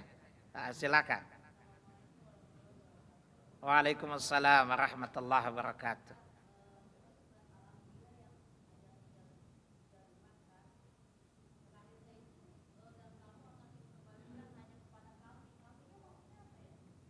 Kami ya Allah lah, masa kambing. Kami bahasa Indonesia itu kan, kami itu dalam bahasa Arab. Bila diucapkan oleh satu orang, itu tanda memuliakan diri orang yang ngomong. Paham? Tidak, coba lihat. Orang Nasrani pernah bilang pada saya begini, Pak Salim, Tuhan you juga banyak karena dia mengatakan dirinya kami. Bukankah kami itu banyak? Saya cuma jawab aja. Abu Jahal aja yang bahasa Arab gak pernah protes. Ngapain juga you protes? Karena saya malas menerangkan grammar bahasa Arab buat mereka kan. Saya cuma bilang ayat ini turun di Arab. Di Arab itu ada ahli bahasa namanya Abu Jahal. Paham? Abu Jahal tidak pernah bilang Muhammad ternyata Tuhanmu lebih banyak dari kami. Karena Abu Jahal tahu bahwa maknawi itu artinya menunjukkan bahwa saya itu paling mulia gitu. Anda lihat ketika seorang menteri presiden mengatakan kami, menunjukkan bahwa dia tapi menunjukkan bahwa maka orang Arab tidak menggunakan kata kami kecuali hanya untuk orang terhormat, untuk mementakkan dirinya saja. Isim tafdil namanya. Tapi saya nggak usah terangkan ke orang Nasrani panjang lebar. Saya bilang Abu Jahal aja nggak protes, ngapain lo orang Ambon protes lo? Bukankah Abu Jahal lebih ngerti bahasa Arab? Maka diamlah teman saya tadi. Maka you jangan saya bilang, you kalau mau protes Quran jangan baca terjemahan, baca bahasa Arab. Supaya you mengerti bahasa Arab. Paham? You baca terjemahan, otak Indonesia lu pakai lo. Ya. Tapi saya sambil canda gitu. Jadi teman saya bilang, Pak Salim ini sasak santun tapi sakit jawabannya. Saya bilang tuh Abu Jahal aja protes, ngapain juga kamu protes saya tanya. Bukankah Abu Jahal ahli bahasa Arab, ahli sastra lagi Arab. Tapi dia tidak pernah mengatakan Muhammad ternyata Tuhanmu banyak. Karena Tuhan mau menyatakan dirinya nahnu, kami. Karena Abu Jahal tahu bahwa tidak ada yang mengatakan untuk dirinya satu orang. Nahnu, melainkan menunjukkan memuliakan dirinya. Paham? Makanya baca bahasa Arab bu, biar tahu. Jangan baca terjemahan gitu ya. Baik, sudah masuk waktu Isya ya. Nah, saya kalau jawab nggak usah basa-basi ya. Soalnya kalau basa bisa dikeringkan basi keracunan mati loh. Maka saya kalau menjawab nggak usah basa-basi. Paham? Kita akhiri. Subhanakallahumma wa bihamdika asyhadu an la ilaha illa anta astaghfiruka wa atubu ilaik. Wassalamualaikum warahmatullahi wabarakatuh.